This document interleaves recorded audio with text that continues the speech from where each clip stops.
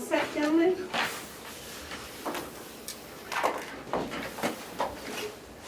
All right, let's call to order the Carroll County Commissioners weekly meeting of September 19th. Join me with the pledge, please. I pledge allegiance to the flag of the United States of America and to the republic for which it stands, one nation, under God, indivisible, with liberty and justice for all.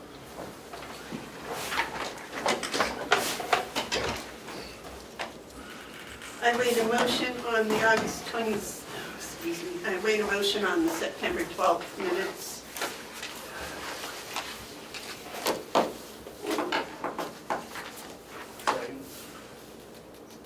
Okay, so moved by me and seconded by David. Is there any discussion on the September 12th minutes? All right. All those in favor of the September 12th minutes as written, please say aye. Aye.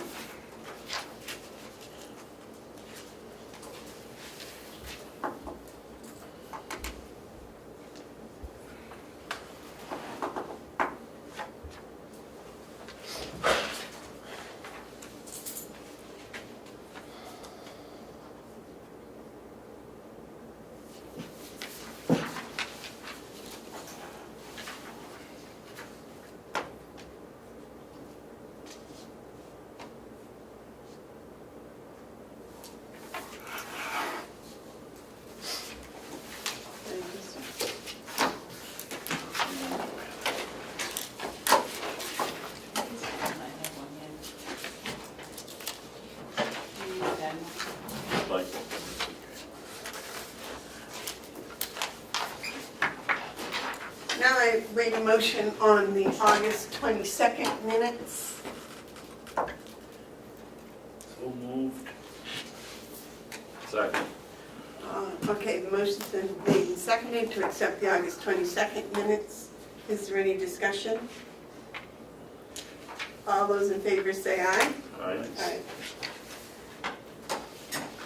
That brings us up to date. Yes. Madam Chairman, Yes, sir. it brings us up to date, but have all the other minutes been posted? You'll Last have, time I checked, it went back to July 18th with the last minutes posted. is that correct, Sharon? I don't have last week's minutes up. I mean, the ones you approved last week. No, I don't, but I can pull up this afternoon. But last week is the only one that's left to post, other than these two.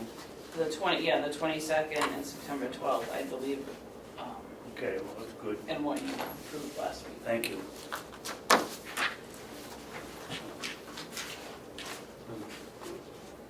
Can I get one, please? Okay, is there any public input?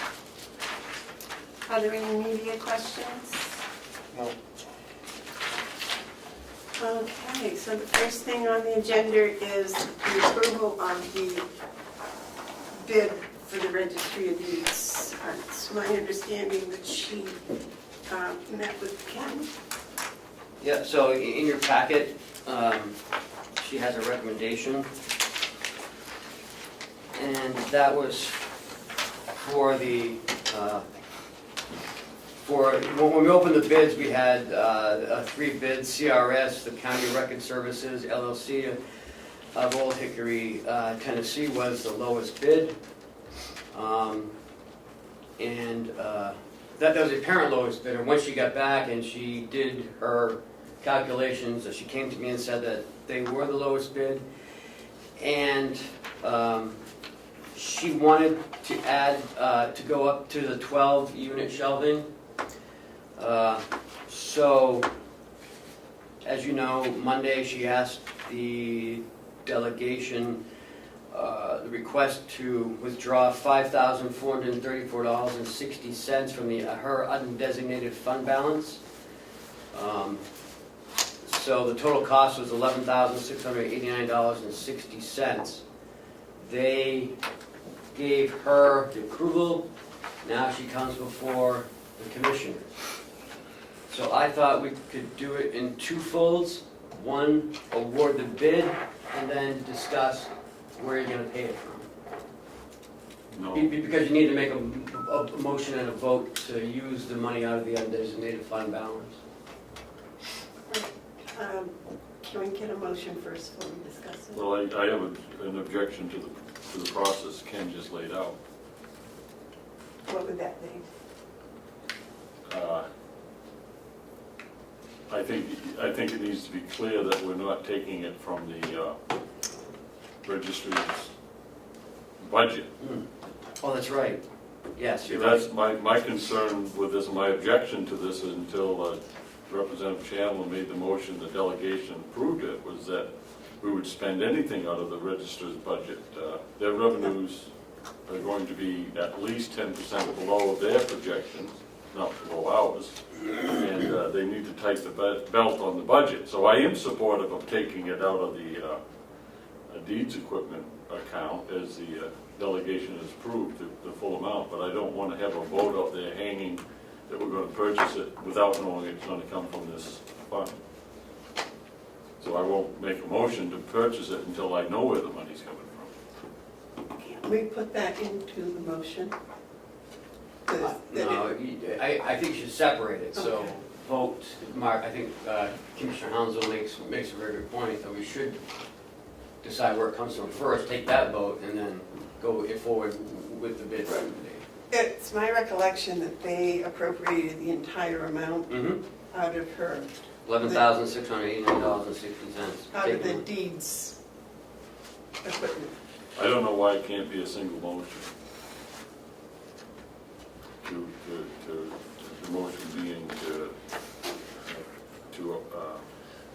purchase the shelving from the low bidder with 100% of the funds coming from the deeds equipment account. I don't understand why it has to be two motions. Unless there's a legal reason. No, you need to vote to take it out of that, to To use ratify. that money. Right, and then you gotta award the bid at the same time.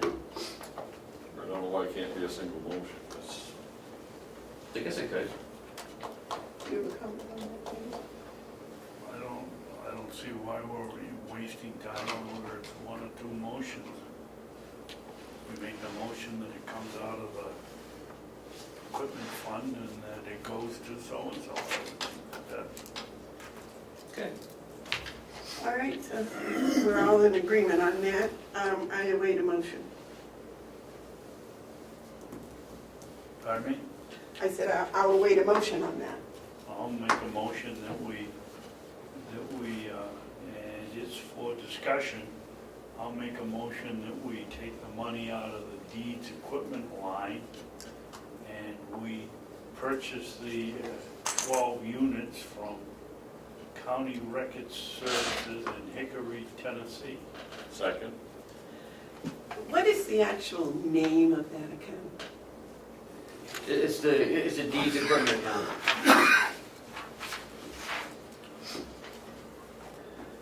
Okay, motion's been made and seconded to purchase the 12 units of roller shelving to be delivered into the vault of the Registry of Deeds from Old Hickory. No, CRS, or the County Record Services. For the amount of $689 to come from the deeds equipment account. Is there any discussion? There should be a 60 cents on the end of that motion. 60 cents. Cheryl, would you correct that, please? Any discussion? Yes. I'm going to vote no. I'd like to know whether that we've done any research. The freight was, I think, $800 for 6 units, and I forget how many for 12. She investigated it, getting another trucking company to haul it here. I'd like to know why. I believe we bought them from the people from Essex, Vermont last year. And this year, for 3 units, they're $1,000 higher than, no, they're $3,000 higher for 12 units than county recording services this year. Did we pay too much last year? I'd just like to see some more investigation in this before we purchase it. Allowing for Commissioner Babson's concerns, I join him, and I'll make a motion to table.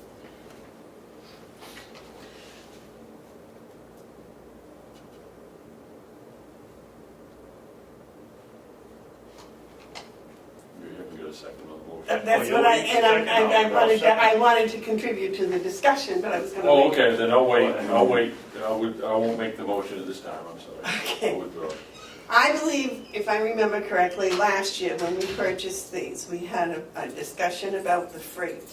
And the freight is expensive because they're very heavy units. They're heavy units.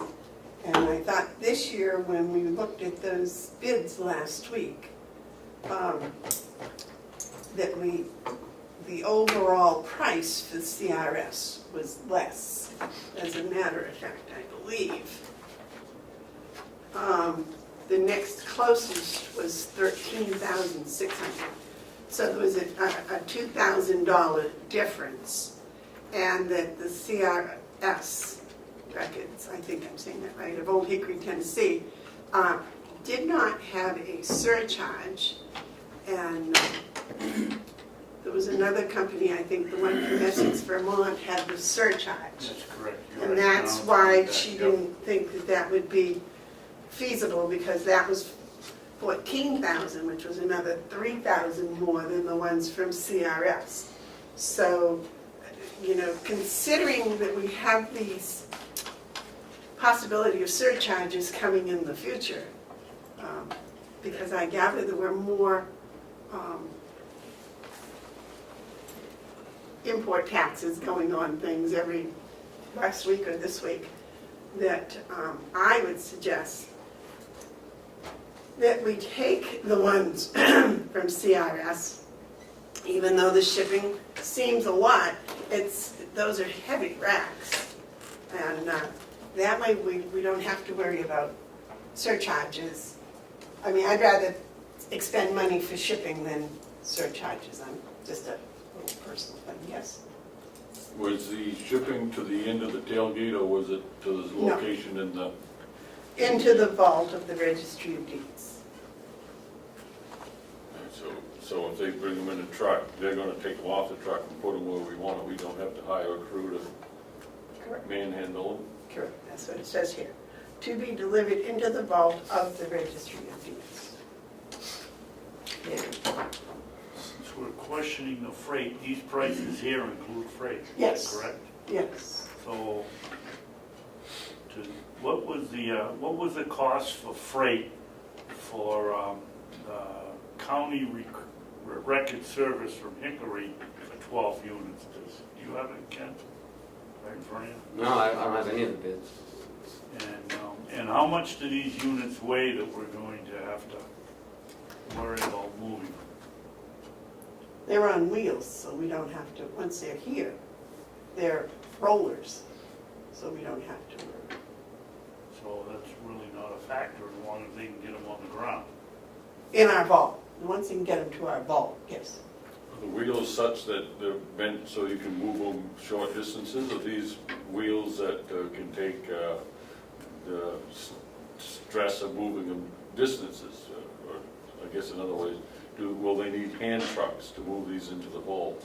Or will they, depending on the little wheels that they have on those?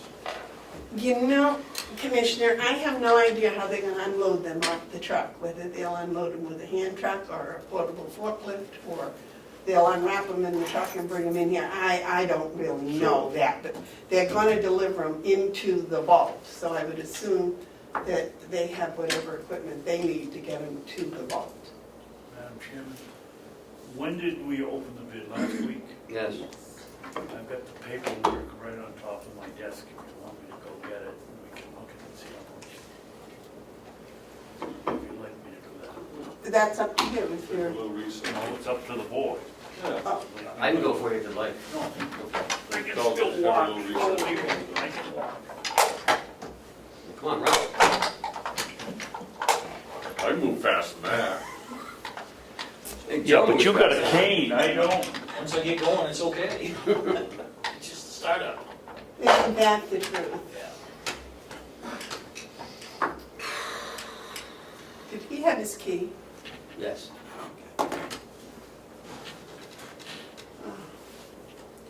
Which is amazing in itself. Be nice. Stack on your desk.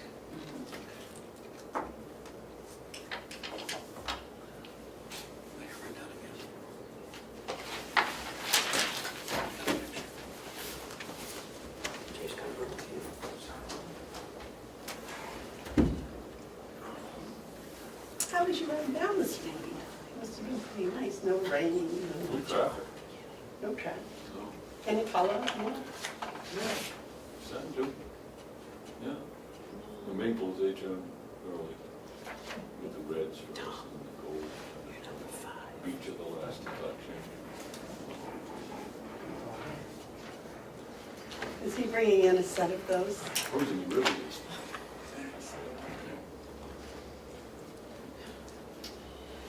Went up to the Would you tent. like me to go in the vault and bring one of those in, please, and see how they work?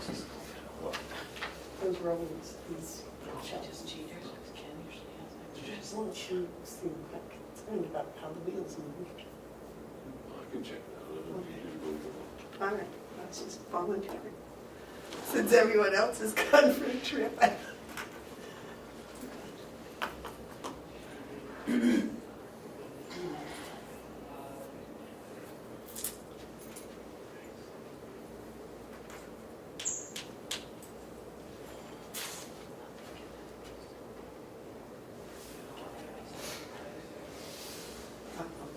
I apologize, Madam Chairman, I've got 3 of them sitting on my desk and none of them in the last week.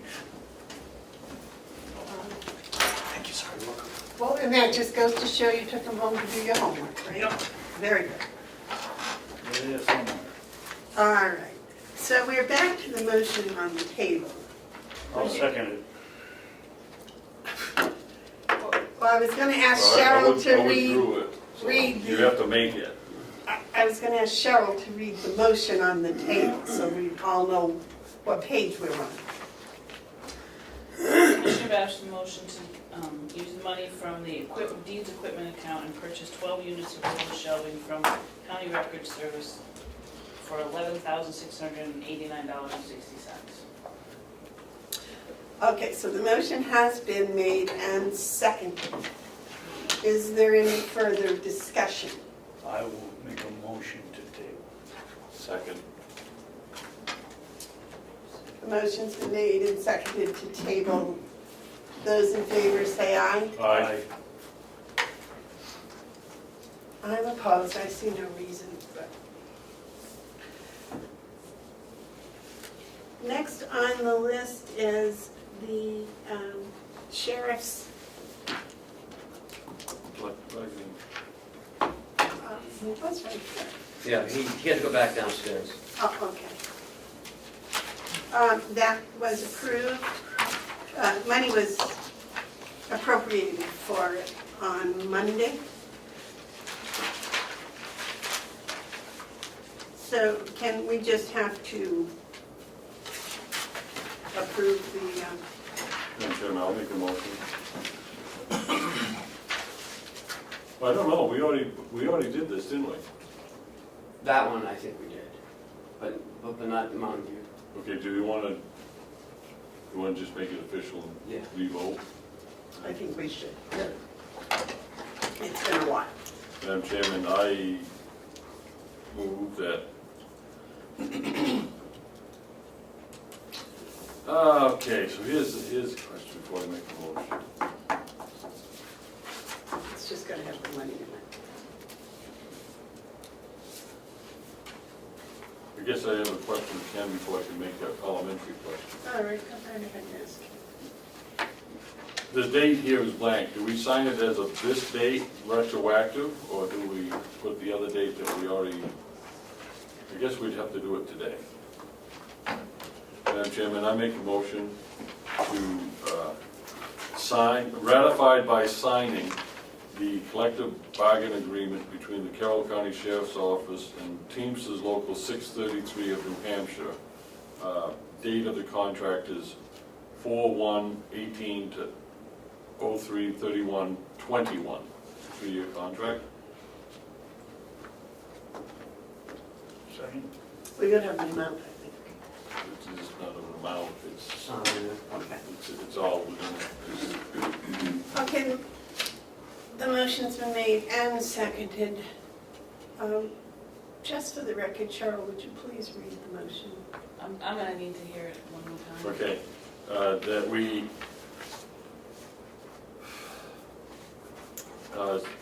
sign and again ratify the collective bargaining agreement between the Carroll County Sheriff's Office and Teamsters Local 633 of New Hampshire for the period of 04/1/18 through 03/31/21. Is there any discussion? Yep. It's more of a question, but it's a question that is tied to my understanding. This is retroactive to the date that it was originally ratified? Or is that just for the nurses that are? That, both contracts are going back to July 1st. No, I'm sorry, the sheriff is going back to May 1st, we're going back to July 1st. No, April 1st. Yeah, sorry, April. April 1st for the sheriffs, 4 is April. and the nurses will be 7/1. 7/1. And that's retroactive, so these workers will be getting what's been due them Yes. for a while. Absolutely. That was my question. Okay, any other discussion? All those in favor say aye. Aye. Those opposed? You want the other one on the nurses at this time? Go ahead, you can read it.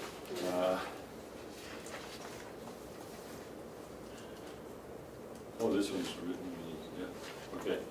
That we ratify again the agreement between the Carroll County Commissioners for the Mountain View community and the American Federation of State, County, and Municipal Employees, Local 3685/Council 93, for the period, retroactive to July 1st, 2018, and extending until March 31st, 2019. You want a second? Second. Okay, the motion's made and seconded to ratify, excuse me, Ratify again. the agreement between the Carroll County Commissioners and the American Federation of State, County, and Municipal Employees, Local 3685, Council 93, AFSCM, AFL-CIO, from April 1st, 2018 through March 31st, 2019, retroactive to July 1st. All those in favor say aye. Aye. Those opposed? This would be just, Jim, yes, sir. may I ask Ken to do something with his magic phone quickly? If you, Do you have Sash's email address or messaging address or whatever? Who? Sash's? Over the nursing home? Yeah. Could you punch in a message and ask her what day that how he came up with distributing the pumpkins? They were gonna do that, and I thought she was gonna get back to me, but I didn't yet. I have a question also. Thank you. Have a do you have a question? Yeah, we're signing one original. Should there be two? No, I can make copies of ours, or would you like originals? No, I'm thinking for them. I'm thinking for the other party. I was just gonna give them copies. I don't think they really need originals. Okay. Thank you, Ken. Yep. Did you put the date on this one? Leave it there.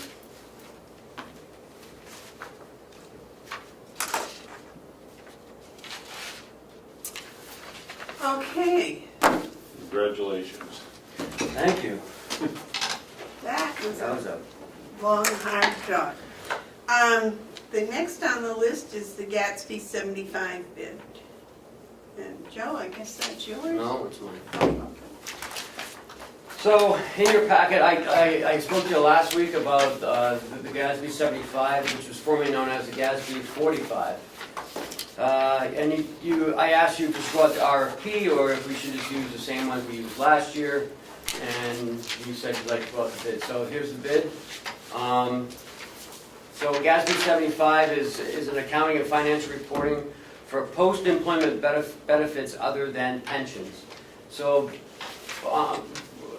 with the GASB, we have to utilize another actuary outside of our auditing firm to account for medical benefits that we give to our retirees and what they receive. And it's by law. We did it 16 and 17. This is 2018, and this goes through 2020. 18, you need a full valuation of a full evaluation and counting of the retirees' benefits. And 19, we do just a roll forward, and they use the 18 census and the results from 18 to roll that into 19. And then in 2020, they have to do a full evaluation again, and in 2021, they would just use a roll forward. So the off years, the odd number years, are not as labor intensive as the even number years. So I'm ready to send this out. And with your blessing, I will. I have an Thursday, October 4th date due, and we'll open it up that next Wednesday, October 10th. Looks fine to me. Gentlemen, comments? Yeah. Ken, why, if they're gonna do an extensive study or counting of it, why do we give them a page with all the? It's how much our benefits cost. So that helps prepare their actuaries and their sheets. Because instead of me, sitting down with them and meeting with them and going through all this, they have that information already. So it just saves a step and gives them an idea how much it'll cost. And how many concerns are there that we can go out to? I know of 2. So, but I haven't done an exhaustive search yet. Can I ask the treasurer a question? Yes. Oh, that's good. That's good. Mr. Treasurer, are there local accounting firms that can do this, or? Well, unfortunately, I'm going to defer to Ken on this because he's been dealing with this project. So I do suspect there may be some local ones. However, I think what Ken has done is appropriate and the correct route to go. Now, if you want to go, if you want us to go out and talk to some of our local accounting firms, we certainly can do that.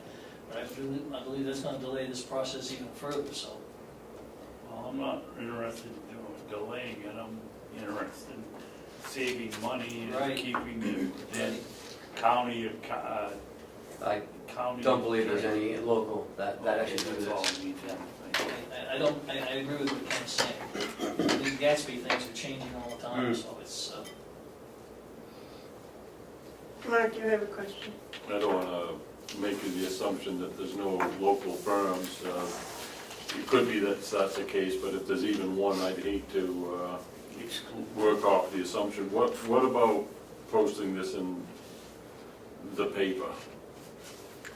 Posting this in a paper so that local firms who are looking for such things, they may see this and say, well, something we'd be interested in.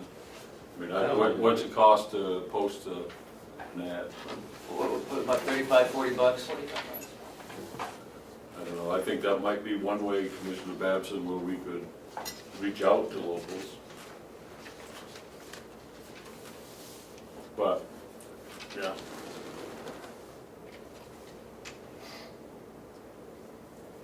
You want it in both papers, gentlemen?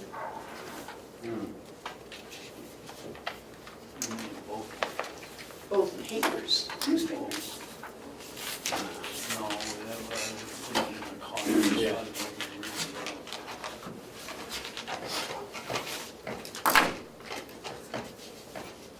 Can you do that, Ken, if you get it into at least one of the papers?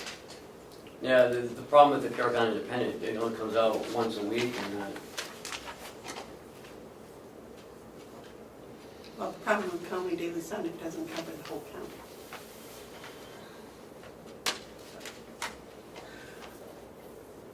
Okay, is there anything else on the Gatsby we need to know?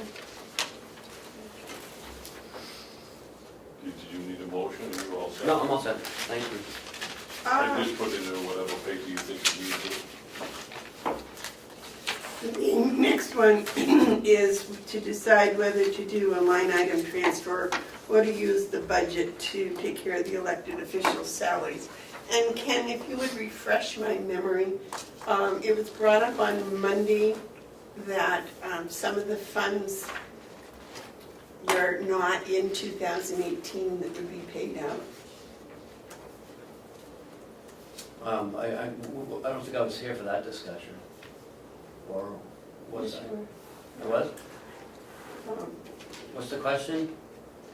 I believe it was Representative Evelyn that said that some of the funds would come, some of it would pay money that was owed from 2017. And this is 2018. And there was a question about using 2018 money to pay 2017 outstanding. And I apologize, I can't remember all that he said. So yes. So in order to not do that, we'd have to budget it for 2019. That way it'll be budgeted and you can use Mark, do 2019 you funds. remember what he said? Yeah, it's about what you said, that you got that you got that cumbersome overlap of elected terms and budget years. So I believe that Kathy Armstrong has come up with a good plan for this. May not be politically appetizing, but I think budget-wise it makes a lot of sense that we continue the course that we're on and we make the correction in the first week of 2019 when you can use 2019 budgets and avoid having to do a transfer. We're transferring money to pay a 2019 bill. I don't see the propriety of that. I know that a lot has been said about this. Most of it's been misinformation, including a rather obnoxious and glaring front page headline from the Sun in the story that we are succumbing to some sort of political pressure, when actually what we're trying to do is solve a math problem. And I think our comptroller, Kathy Armstrong, has come up with a good and proper, non-political way of dealing with this, and that is to make the adjustment at the end, just as we should, and use 2019 budgets just as we should. To hasten to try to do it to appease people's political appetites is unseemly at best and a misstep, in my opinion. So I won't be supporting anything except taking care of it in the 2019 budget. Ken, if it's put into the 2019 budget, can that money be passed out before the 1st of April, Oh, yeah. Yeah, you go January 1st. even though it's not approved in the budget? We get to operate a budget. Right. I was asking. All right, so, gentlemen, what's your pleasure? Because in some cases, like the sheriff goes back to 2013. So, I just think it's, the best route would be to budget the money so we have it instead of transferring it from everyone's accounts. Because some people, Some I can't transfer from within the same budget, so. Yes, sir. Okay, so we're coming down into the last quarter of 2018, and this is when you want to tighten your belt and be careful about transfers and leaving yourself short on other things that can't wait. This one can wait. Furthermore, the money would have to go back to the delegation, and so you're firing up again an unnecessary political argument when all we have to do is follow the bounce and ball, which takes us to the remedy on the first day of 2019. It's not like no one's getting paid, not getting paid anything, and the commissioners have the authority to set the frequency of pay. And so I think that's exactly what we can do. Again, we have to respond to these awkward overlaps between fiscal year and people's political elective office terms. Do we have a motion on the floor now? No, I'm waiting for it. I'll make a motion that we pay the elected officials the money that,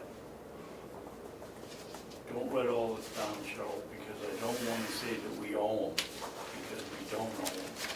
They're getting their salaries. I've got to figure out the wording for that. That we pay the elected officials their annual wage correction immediately. Would that work? What about that phrase, Or when we make get them the whole? transfer. You use that phrase, make them See, whole. there is none of making them whole. We haven't done anything wrong. We haven't done anything wrong. So why are we making a motion? Well, you don't have a second, so. I'm looking for a second. One second. Well, we haven't got the motion yet. I just gave it to him. I don't know what it is. And I know Cheryl didn't write it down because you told her not to. I got a question. Well, so there's no real, if you could rule there's not yet a proper motion, I'd like to make a comment. All right. The This motion is, hasn't been finished. That's- well, there's no motion before us at this point, and it's hard to,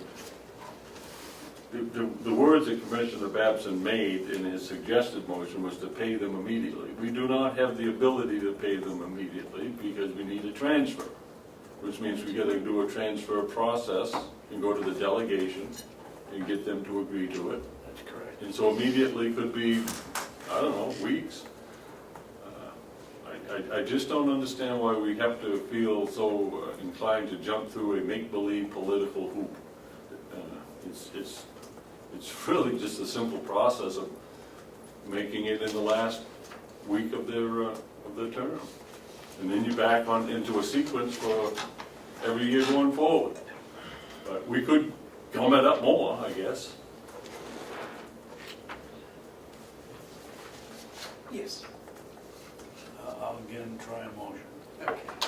I'd like to make a motion that we pay the elected officials the amount of money that would complete their annual salary after the transfers are approved by the delegation.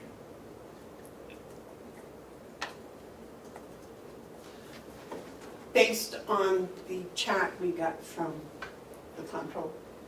Based on the amounts of the chart from the control.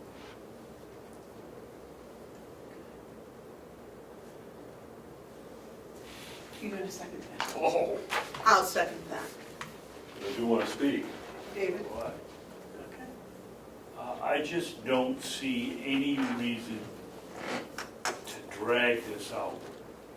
Yes, I have a problem that it's been in the paper and politicized by certain elected officials, that we shorted them, or we treated them illegally, or we weren't nice to them, or we're trying to hold back their pay, because that's just not true. And the delegation chairman came in here and said that. We've listened to the elected officials say that. It is not true. We owe them money. because of the way the system was set up years ago, and they would be, when their term is done and they don't run again or they're defeated, they would be paid. I would rather get this behind us, move forward with a clean slate at the beginning of the year, and go from there. That's the way I'll vote. Okay. Any further discussion? Cheryl, would you read the motion, please? Commissioner Babson motion to pay the elected officials the amount to complete their annual salary after the transfer is complete based on figures from the comptroller, seconded by Commissioner Bevard. All right. All those in favor? Yes. We're still talking, aren't we? No, I asked if there was any more discussion. There wasn't any, so I asked you to read it so we could vote on it. Well, now there's more discussion. I don't expect that it's gonna go anywhere, but we do have a record of some sort. This unfortunate discussion that has been draped in misinformation and right out lies is proving that you can gain by doing that. You can promote mistruths, you can present misinformation, you can flat out even lie and get what you want. And the proper way of doing things falls victim to that. This is an unfortunate political move done in order to appease whatever appetite anyone has at the expense of discussions that have been avoided. Could we If skip only the as much, motion? if only as much attention could be given to the nursing shortage and the unacceptable low level of pay that we give to elected officials who call in political favors, we'd Could be we all better off. To the motion Could on you the not table, interrupt please. me when I have the floor? You are out of order. I am not out of order. You are I'm not talking about discussing the motion I on am the most table. certainly talking about the motion. I'm talking about this motion bending to the whims of political pressure at the expense of our nursing staff. That has to do with this motion. That's And I would appreciate it in the next 3 months if you make it a habit not to interrupt me when I have the floor. Please stay on topic. I was, and I am. We're talking about salaries. We're talking about this motion, of which I object to. And I get to say that, Madam Chairman. And it's a lot easier and a lot more polite if you allowed me the courtesy that comes with my I office. would expect in the next 3 months that you would stick to topic and not go off on political rampages. You may expect please. all kinds of things, but Thank I'm you. going to do what I believe is right because that's how I operate. And if you interrupt me, I'm going to even talk louder and more. So don't do it, please. Well, then you'll have to be removed if you're not going to. Were you going to Going have to to do be that, out Ken? of order. Were you going to have Ken move me? Well, I don't know, but I'm sure there's Yeah. a procedure for Yeah. removing out of order people. We'll see who can remove me. Be careful.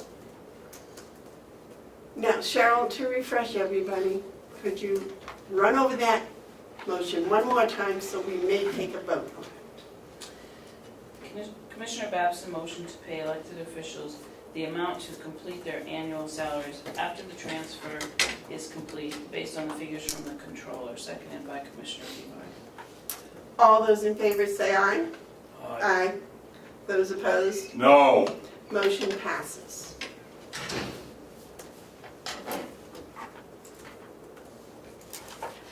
Okay, next thing on the agenda is the replacement of the vehicle. I told him to come back at 9:10. So I'm not sure where he is. Should we wait on him and move on to the IDN? Yeah. Okay, we'll wait on the sheriff. The next is the IDN payment of the excess pro share. Ken, you want to bring us a little bit up to date on that? Well, I wasn't here during that discussion on Monday, so I'm not sure where that went. I know there was another long discussion from what I heard. I haven't had a chance to review it yet on Government Oversight, so. But apparently the 166 has been appropriated to send back to the state.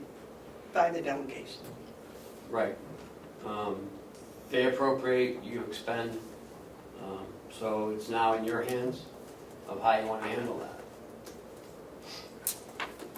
David?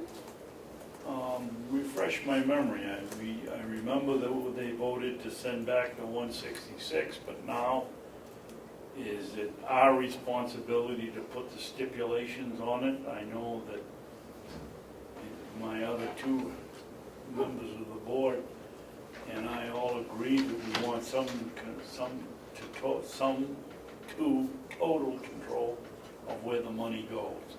And how do we do that? Is that left to the delegation to say, send the money back and No, make sure you control it, or is that our decision? that's within the board's purview. Okay. And that's what happened with Whitehorse. We controlled how that money was spent through them by having them give us, a monthly report of where they're spending that money.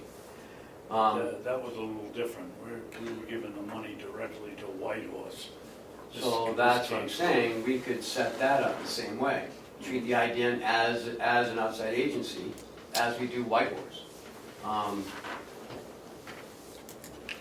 Because frankly and personally, I don't think the state is gonna get some of that money matched.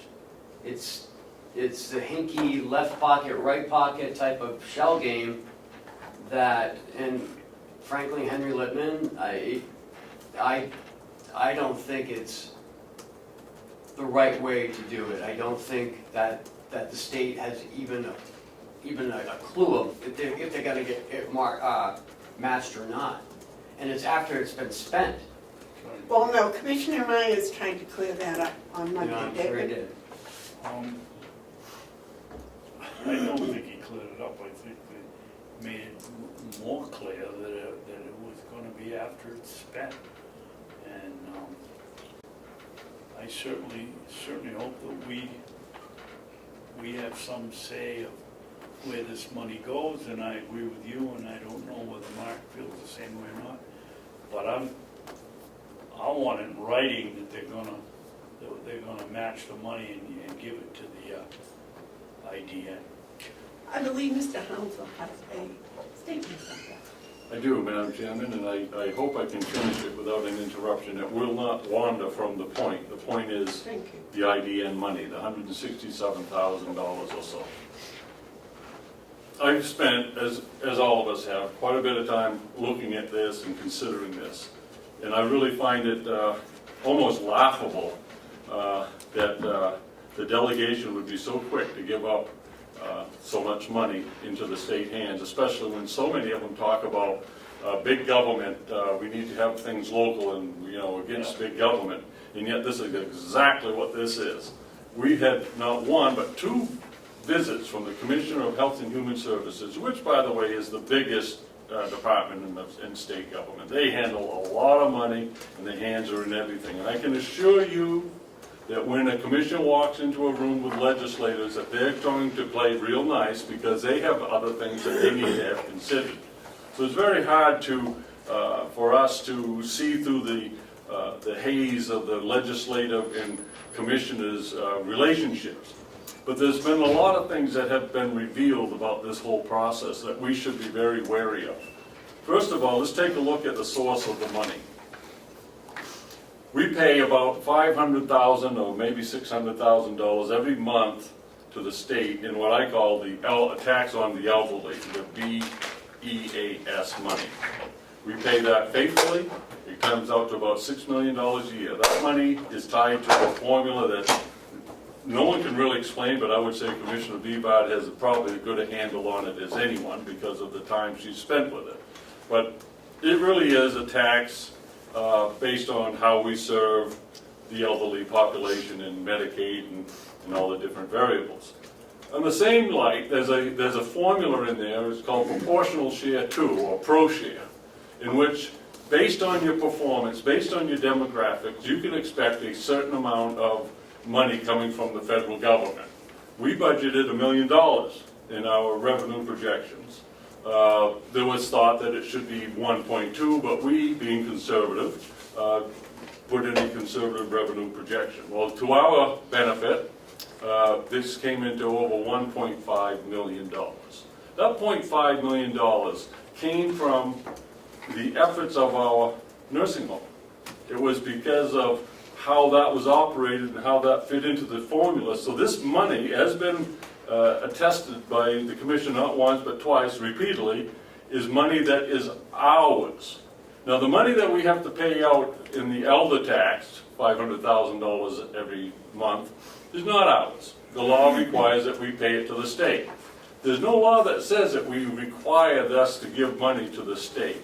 So we're being asked to send $166,000, that is our money, to the state because it fits into whatever scheme they're trying to develop. A scheme that's important enough for the commissioner not to make one but two visits to Carroll County for, against his budget, a meager $167,000. So what is he really pushing? They're pushing a new scheme, and that scheme is to consolidate the IDNs under the auspices of the Health and Human Services so that they can pick and choose what programs that they will put in front of the Governing Council. They'll do this based on however they do it, but they're going to cost something to do it. It's going to cost bureaucratic time. By giving this money over to the state, we're shoring up a bureaucracy that serves itself by being able to have busy work to do. They can now act as the middleman. They can now decide which programs are going forward. They can also charge us a portion of whatever the audit's going to be, 1%. But the fact that we have to be charged for them doing something that we don't need them to do. We live in Carroll County. Carroll County has big needs, and I am all in support of giving $167,000 as a line to serve the IDN programs within Carroll County. But believe me, this will be swallowed up not first by IDN region, but then by the state. The state is reaching into our pockets to take money that is ours. Not only do they only return to us crumbs from the county budget, now they have the audacity to come in and reach in for and take the meat of our budget. This is money that we can use. Think of what we could do with $166,000 to reward this nursing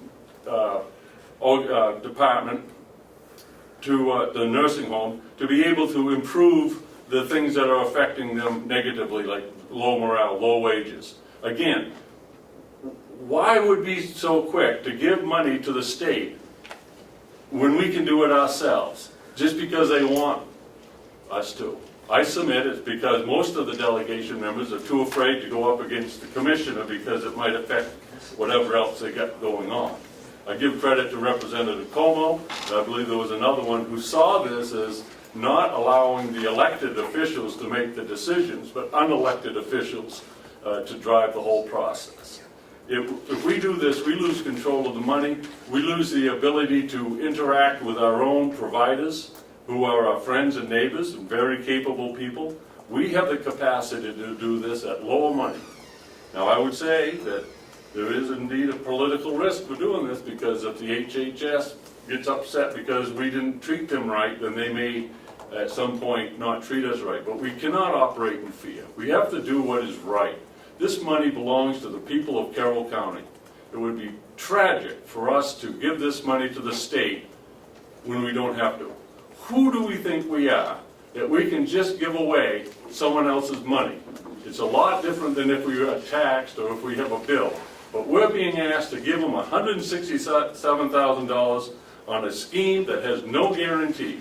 And I don't know what's going to happen, but it would be really, really important that you have a letter of guarantee from the federal government stating that this scheme is acceptable to them before you send any check. And so I will oppose this all the way through. I'll stand for letting elected officials make the decisions. I'll stand for smaller government, local control, and I'll stand for protecting the pocketbooks of Carroll County. Now that's not a campaign speech, because I'm not running for anything. That is just the way it should be. We should take care of our people first and let the state do whatever they feel they need to do. Thank you. David, do you have a comment? not gonna vote to send the money back unless we're guaranteed that we have at least 95% control over the money when it comes back. Programs have to go before the executive council and for their approval, and where the largest population come from, the southern part of the state, so we're gonna, we have one counselor. There's just too much chance that we're gonna come up again on the short end, and I'm not willing to sit here and take that.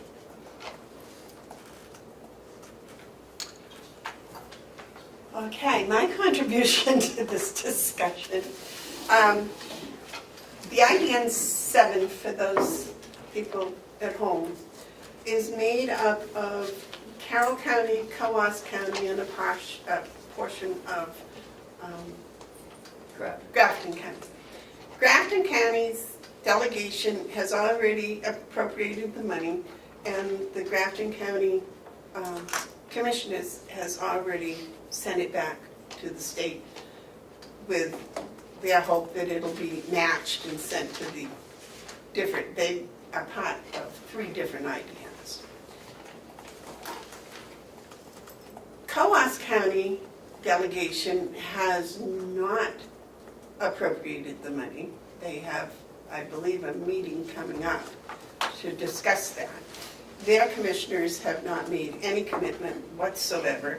As a matter of fact, they express feelings similar to the gentleman here. I would like to table this until we find out what COAS is doing, since they're a big part of this. And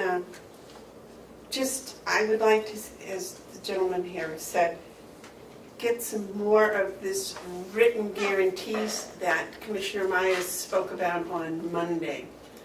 I think Ken has already gotten some, but I'm not sure. I haven't had time to look at them. So I'd like to make a motion to table this discussion. Second. There's no discussion. All those in favor of tabling this discussion until next week, say aye. Aye. Okay. Until when, next week? Excuse me, the motion to table is a motion to table, Okay. and it stays on the table until there's a motion voted to take it off the table. No Not a pressure. special order of business, so don't bring it back Because- unless it's been right. voted to take it off.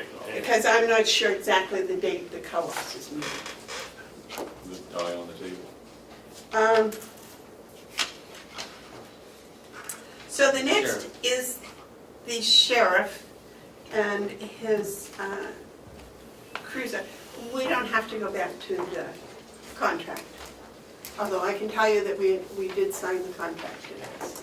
Yes, sir. Madam Chairman, Huh? I suggest Oh, that we, CBA. we do the round table first. We've got a lot of money sitting here waiting while the sheriff But I talks think about, he's only got about 3 minutes.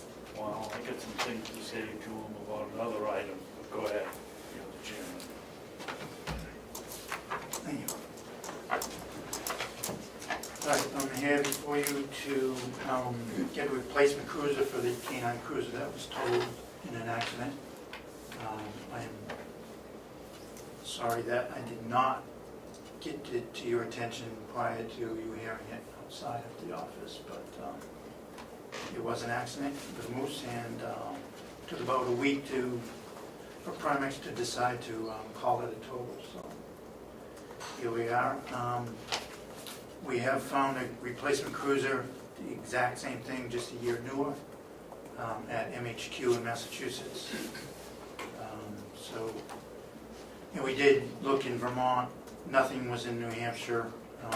Would have had to been ordered, which we wouldn't have been able to get it till January. And there was a couple in Maine. But they had some things in it that we don't use, so the MHQ is basically an exact fit. All the equipment will come out, it is out of the old cruiser, will be put into the new cruiser. So there's minimal equipment cost. Obviously, some of the lights on that side will need to be replaced. So I went back to the bank that we got the last loan from, have the paperwork for this one. If you want to look at it, it's about 1,200.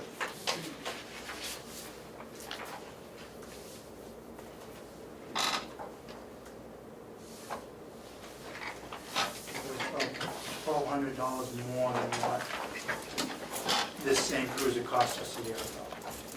The insurance paid quite a bit, right? The only thing I don't have is the payoff amount for us. They obviously had to pay off the 2 remaining payments to Ford Motor Credit. So I don't have that exact figure that the county will be getting back. My guesstimate is about $6,000. And the first payment will be about $8,000. And that insurance payment, we can spend that this year? Yes.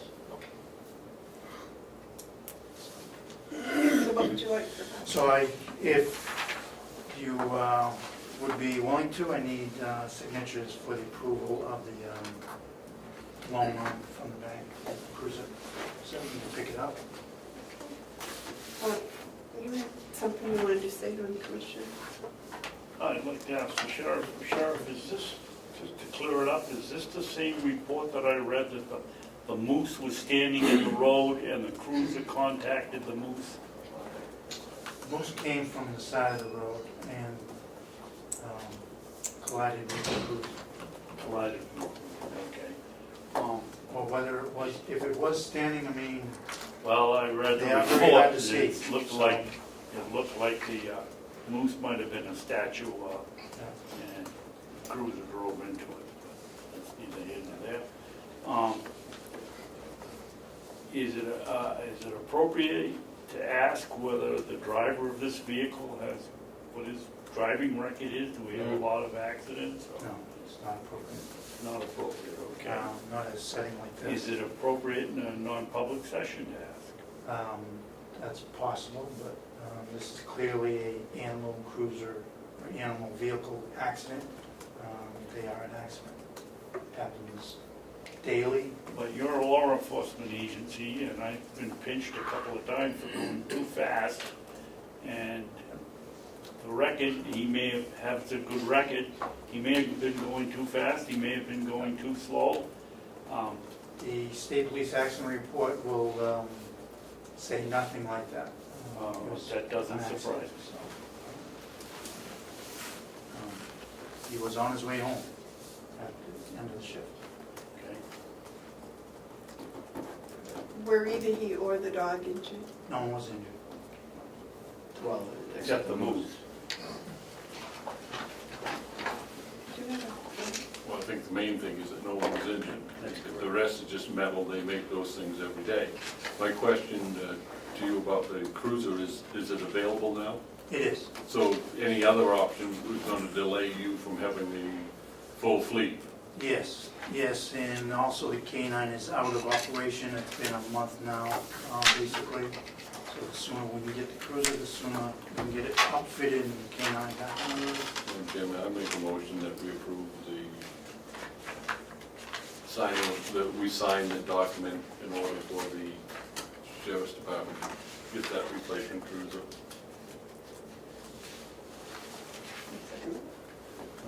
I'll second that. The motion's been made and seconded. Is there any further discussion? Cheryl, you want to read that back? I think it was the signature, the sign, a motion to sign the agreement to, Finance. For the replacement vehicle financing. all those in favor say aye. Aye. Those opposed? And there's also a thing here for insurance, right?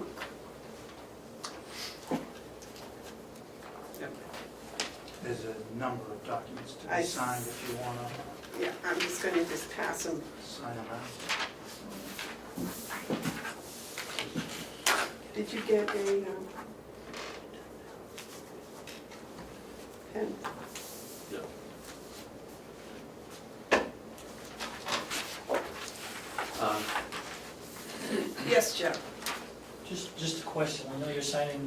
transfer note.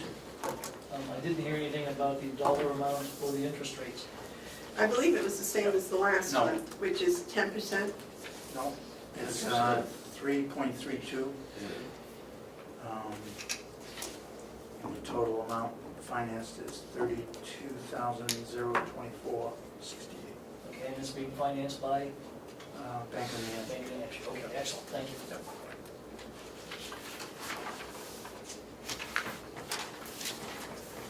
There's signs if you just give them right over the number.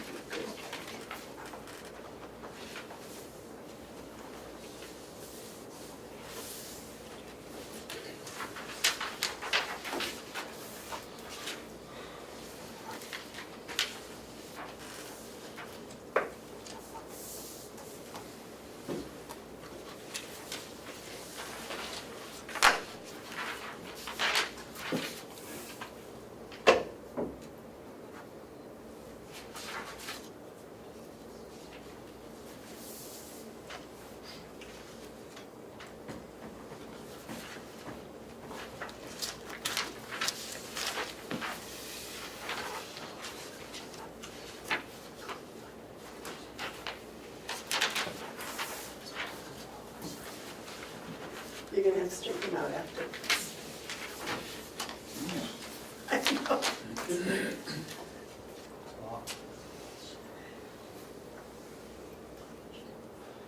gonna take this many signatures to get a $5 million bond to rebuild the school. Really?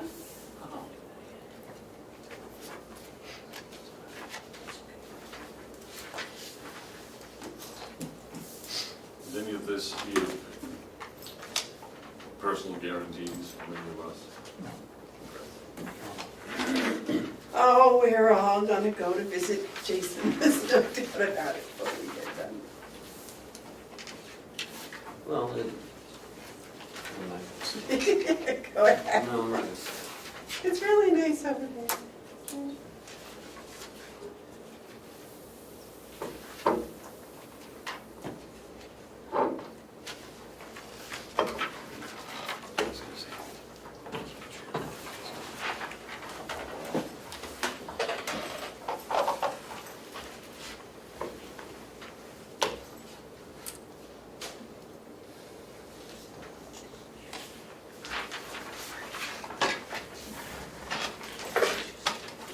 Sheriff, you gonna be able to put all this back together? Yeah. Let's get the rest of the day. Match it up to the You gotta be kidding. I left those, I think, there are no more signatures, but you might want to check them. Go on.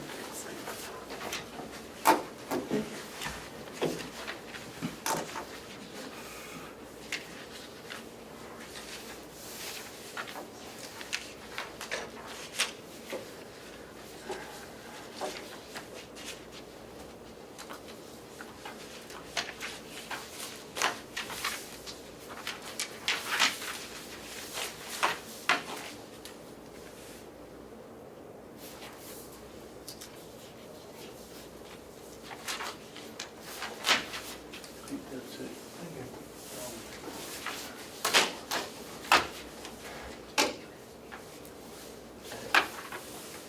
All set? If you find that you didn't sign something, can we authorize he stamp it? Get Cheryl to, see Cheryl. All right, Thank you Thank very you. much, Sheriff. thank you. Okay, the roundtable work discussion session. I apologize, ladies and gentlemen, I didn't realize it was going to take us so long to sign that.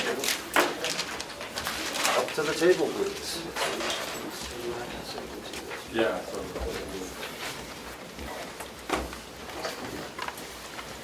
Good morning, Commissioners.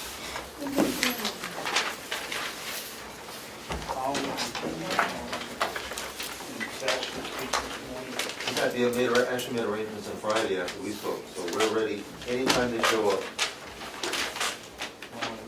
I asked yesterday if you wanted to give us the date.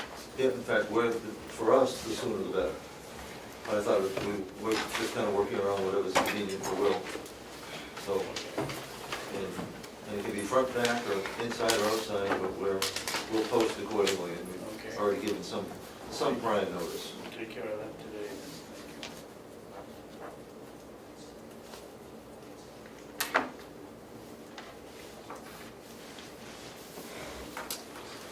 Ken was going to lead it, but apparently he's had to go someplace. So, thank you all for coming over. Thank you for your efforts on your solutions. I believe this is what he just gave us. And I do want to tell you that this morning, Monday, the delegation appropriated the money for the contract nursing home, and we signed it this morning. So it will be retroactive till July 1st. I think it will be paid in 3 weeks, Cheryl? That would have to be answered by Jessica. Okay, I thought I'd heard that. Maybe not. I think we're anticipating October 12th, which is about 3 weeks.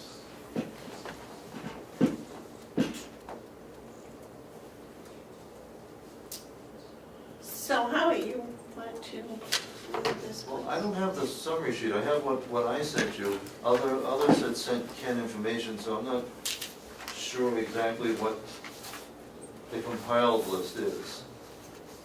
Which one looks like the one you have? It'd be the one in your left hand. That, Yeah, that was my list. I can't speak to what others have sent in. Okay, have the other members of your group seen this list? No, it all went to Ken. Okay, so, well, why don't we start with your list and you can address the issues there. Okay. On my side, looking for what could be done immediately. On the LNA side, with board approval, if we offered an LNA course with the expectation at no cost, with the expectation that there'd be a service component at the end, it could, and hopefully would allow us to attract those who would otherwise be interested but not able to afford it. Now, it has, as the downside, the ability to enforce a work commitment after completion is limited at best. It's based largely on good faith, our ability to pursue or prosecute somebody for not completing the work requirement would be limited. So the burden would be on us at the interview part to pick those people who we had confidence in, who would work that year or that whatever time period was agreed. So there is a So this wouldn't be open to the general public, per se? well, it would be, but we would have the ability to interview and decide. There'd be essentially 8 slots, and we would be interviewing and picking the people who, we feel would be able to do it best. Thank you. So it wouldn't be a first come, first served? No. Okay. You had a comment about this? Yeah, I like the offering an LNA course. I think that's on the right track, but we do have to solve the problem of someone taking the course and then going to work someplace else. I believe, because I've been thinking on this, and I think it can be done, that you can actually have it such that they agree to that with a stipulation that they'll have to pay back something if they break that agreement. This can be done through something like a non-competitive clause or something else, and I think our attorneys can help us with that. So I'd like to pursue this, but only if we can get that in place, because we don't want to just start a school and incur all the efforts and not have the LNAs. I think we need to be careful about that, but I do think it's a very good suggestion. The classic arrangement is to have the student sign a promissory note for which the cost is forgiven if they complete the time. Yeah. Yeah, so, but I don't want to hold out to the enforcing promissory notes. Getting blood out of a stone isn't always easy to do, but we want to be as diligent as we could. But we have to assume that this would not be a moneymaker, and that there would be possibly some people from who we would not get either the commitment of service, they could move out of the area, or we would not get subsequent payment. There are a lot of extenuating circumstances. Okay. I'd like to pursue that by having our attorney review of even craft the language and to meet what we need. I think that, that would be a wise next step. Agreed. Okay, now, would Patty get paid extra for this? No, the goal, given the budget, would be we would have to forego other requirements. We can't do two things at once.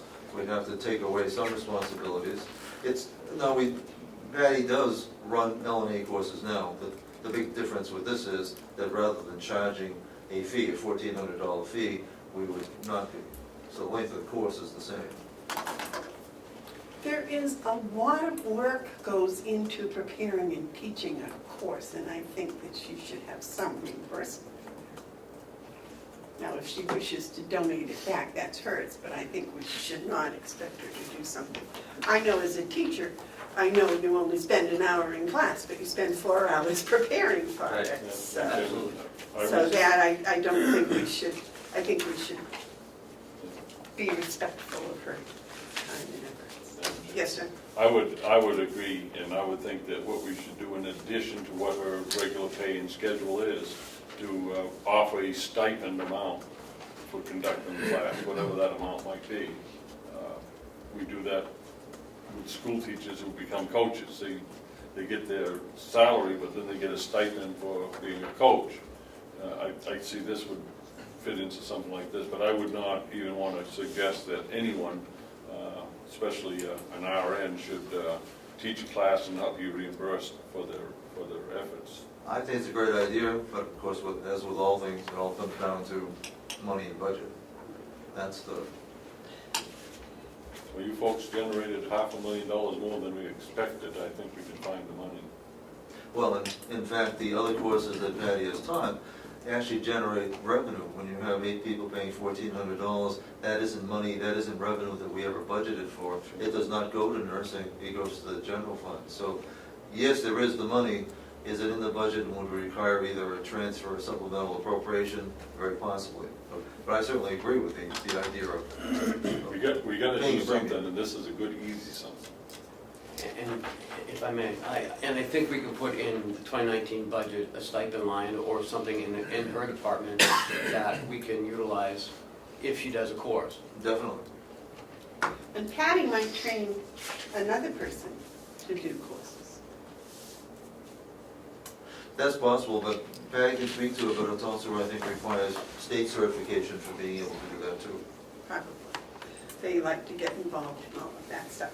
Okay, next on your list. On my list is looking, things that can be done is, do we want to restore the supervisor incentive? That question had come up of how it been reduced from, at some point, from $4 an hour to $2 an hour. Do we want to restore that and do that immediately?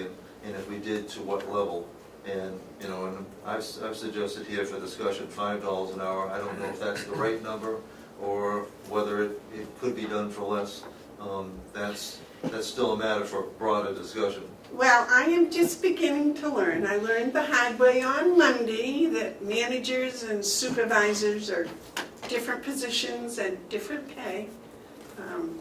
So this supervisor, didn't we already address supervisor nurses' pay? Charge nurse pay for RNs. No. We did, yeah, for Charge. RNs. Charge. RN charge. And And supervisors. supervisors. Right. Okay, so I just want to make sure, because like I said, I'm just learning, and I'm learning the hard way. So I got all the experts here now. Maybe I can come away straight. So you're suggesting the supervisor that you're suggesting, is that the same as the other ones that are listed as supervisor nurses, or is this a super supervisor? It's not a position, it's an incentive. Typically, 3 to 11, there are 4 nurses and a supervisor. Presently, when there isn't a supervisor, we designate one of the charge nurses to take on the supervisor role. So this is an incentive for those shifts when that person is doing double duty, being charge nurse and supervisor for the for the building. And increasingly, that takes on all kinds of various tasks, from helping with scheduling to managing anything else that happens throughout the building. Okay, as it stands now, as I understood, supervisor nurses make $3 an hour more than charge nurses, roughly speaking, depending upon how long they've been here and everything. But I mean, the beginning supervisor nurse would make $3 an hour more than the beginning charge nurse. I don't know that we've ever put that into a schedule, but That's I'll- correct, It is, $3 yeah. more an hour, that's It correct. is. Thank you. David and I spent some time with this, because Monday I was totally cut off at the knees, because I didn't know what I should have known. I'm learning. So you're suggesting that the supervisor would then get $5 more on top of that? when the charge nurse would get $5 more when acting in a dual capacity charge nurse supervisor role. When we have the supervisor in place, there would be no increase. So this would be when a charge nurse went temporarily as a supervisor, Correct. and the $5 would just be for those hours that they were working as a supervisor. Exactly. Yes, Can I just please. clarify to if you understand? So our supervisors work Monday through Friday, no weekends. They do pick up weekends based on our scheduling needs. These are individual charge nurses who have agreed to pick up not the exact duties of the supervisor, but if there's call-outs, they help call out so that the nurse isn't pulled from the floor. So it's a free-floating person who can help. If somebody falls and we're transferring someone to the hospital, they might help with that. They're not always doing double duty, some do. So it's not a duplicate, and they're not expected to do all of the supervisor's duties that are hired supervisors. Because it can't be an LPN. Right, so LPNs can't supervise RNs, so it's basically a task-oriented position. We call it a supervisor because it's a free-floating position, they're not assigned 12. So it could also be an LPN. It can be, because of the task that we assign. Okay, but normal supervisors are RNs. Correct. Yes, the ones that are hired, full-time supervisors are RNs, Okay. And the charge nurses are RNs? No. LPN or Mixed. RN. Next, okay. So can I just say, in consideration of this increase, if we do that, I did have a supervisor in my office this morning who, when an LPN is, or somebody that's not in a supervisor hired position, with these incentives are paying them more money than the supervisor's actually being paid. So this talk of unfair, this is some of what the employees' concerns are of unfair, because they're being paid more than our actual supervisors. Okay. And that's why I'm working so hard to try to get it Just to help you understand straight. where Okay. things are. Mark, you had a question? Yeah, we have some very capable people here, and we have been met, and we're talking about this. I kind of like to move along as we go along, and I think we should at this time restore the supervisor's incentive to $5 an hour for charge nurses who are acting in a supervisory role. I think this is going to take a little more thought before we Well, act on something. well, good.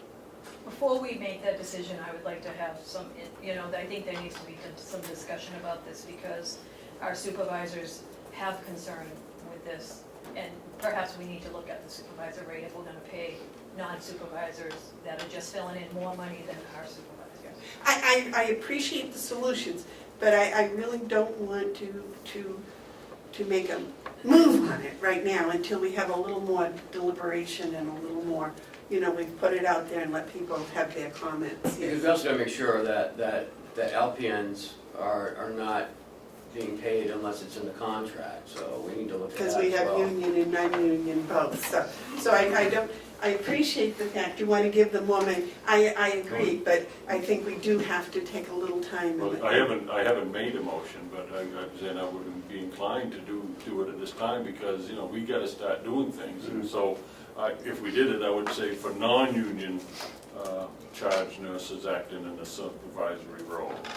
But you know, I'm not gonna make that motion yet, I just wanna put that out there, that I'm inclined to do this, because I think this is the type of thing that moves us forward.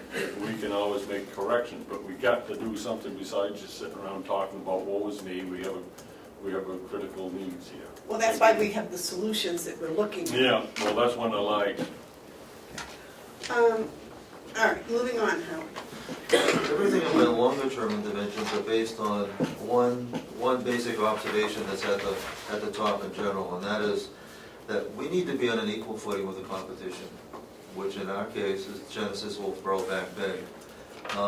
Because the fact of the matter is clearly this: staff in general are not willing to work for less because the facility is nicer and offers better benefits. That's wonderful, but that is not enough to attract new people to us. People will come to us because are not going to come to us unless they can get paid what they can get paid elsewhere. They'll work in a lesser place with lesser benefits for more money. And that might not make sense, but that is the fact of the matter. And we need to be on an equal footing. And that's where the steps under B in longer-term interventions for IAF, we need to increase our shift differentials to match. We need to have our starting rates match. And then we need to start looking at funding staff attendance incentives and funding for staff appreciation incentives. And we also need to continue to look into supporting a third party to provide LPN training. I actually have good news on that front. And that came in the form of, while we were here on Monday with the delegation meeting, at the New Hampshire Association of Counties Conference, Governor Sununu gave a speech at noontime, at which time I understand he was very clear at saying that it's his expectations that the community college system will provide, or will start to provide, LPN training. He doesn't want Vermont or anybody else coming in, but and I don't exactly know even where that came from. That was a surprise when I heard it yesterday, but it is welcome news, because clearly I think it'd be better for us and all the county homes and all nursing homes for the community college system to provide this kind of training, and instead of a 2-year program, to be looking at a 1 year or just a 1 year plus program. But at the very least, if we could ever be a training site for community college or Vermont Tech, we can pay all we want, but we're not going to create a greater pool of nurses in the area. And so I don't want to think that while we need to match Genesis, Wolfboro Bay on rate, at the nurse level, that isn't necessarily going to be a solution because there aren't enough nurses. We need to essentially make more. And I'm out going, yes, educate, educate, educate. Ken, you compiled the list from other members on the Yep, you can have them in front of you. okay. Well, I'll just read them and then we can discuss them. The first one is a starboard. Why do we love working at Mountain View? Who are the big stars? Our staff, our residents, teamwork, etc. And smaller stars that have all employees' names on it. Is this a display you were talking about? Yes. And that would change every month or week or? No, I don't know how long it would stay up. It's just sort of a recognition and appreciation for it, where, the heading would be something like, why do we love working here? And it just reinforces, I think, positive thinking. And then to have like the bigger stars, why we love working here, and then to include all staff in the smaller stars with their names on. It just sort of brings, It's community. right, everybody, all the departments together, not just nursing. I like that. You weren't here when I wanted a Daisy Award. Thank God you were. As soon as Carroll can figure out how to do it, we'll do it again. Okay, Employee of the Month. No manager to receive this, only line staff. I mean, this is for the whole building, not just the, well, I think of line staff as coming from the kitchen. Managers to meet and agree on the staff member. An employee would get a free meal a month, a free meal a day for a month. Parking space, there's mine. And a picture of the staff in the foyer. address that? I think that's really fantastic. And what's a meal a month cost? Well, it's cents, yeah. I mean, it's $2.18 with tax for the employee to buy the hot meal. If they just went through the line and bought the hot meal choice. If they got a soup and a soda, it's roughly the same stuff. So the cost to us is $50. Mm-hmm. We could probably do that immediately. I think you can all this stuff. Well, I don't, I'll have to come up with my own figure. Start a fund committee. This is made up of staff who want to be involved in projects to raise money for a significant project of the staff choice, like raffles, crafts, etc. Would that be to help other people or to help the community? It would be for staff, by staff, and for staff. So if they wanted to put on a Christmas party or, have some event of their choice, that they would also be involved in helping raise money for that. We don't put on a Christmas party for the staff? It's kind of department by department, but no major Christmas party. We haven't for quite some time. It's been, by history, years ago, we used to, and it was kind of similar. There was a committee similar to what you're describing that did that, and We did one in 2015, 2016 I don't here. know why it stopped, but it sort of fizzled out. Yeah, it just fizzled out. Like it was like pulling teeth to get people to come for whatever reason, and the committee sort of just dissolved. There was a Helping Hands group, right, at one time, that just, Correct. I thought we were So trying you're- to reinvigorate that, Howard. Yep, that was primarily union sponsored and run, and we agreed to support it, but it has not found traction yet. That was to raise money to support, in large measure, staff members who had challenging times or difficult problems. right, I think one of the problems with restarting that was there were too many restrictions on where and when and how. But that's in the past, and we're working forward, and we're going towards the future, and I would think that this idea of both the fund committee and that Helping Hands type thing would be very, very good. Staff and our residents make a fun music video as they lip sync to a song and put Mountain View on the Facebook page. I don't know, I just think it's quirky and fun. I think it would draw a lot of attention to the Facebook. To get the involvement of possible residents if they're willing to do that. I mean, we've all seen them from like big hospitals and things like that. I saw something recently that, I believe it was an Alzheimer's unit, they were singing. And, I don't know, I don't remember that, I should have paid more attention. You had a comment?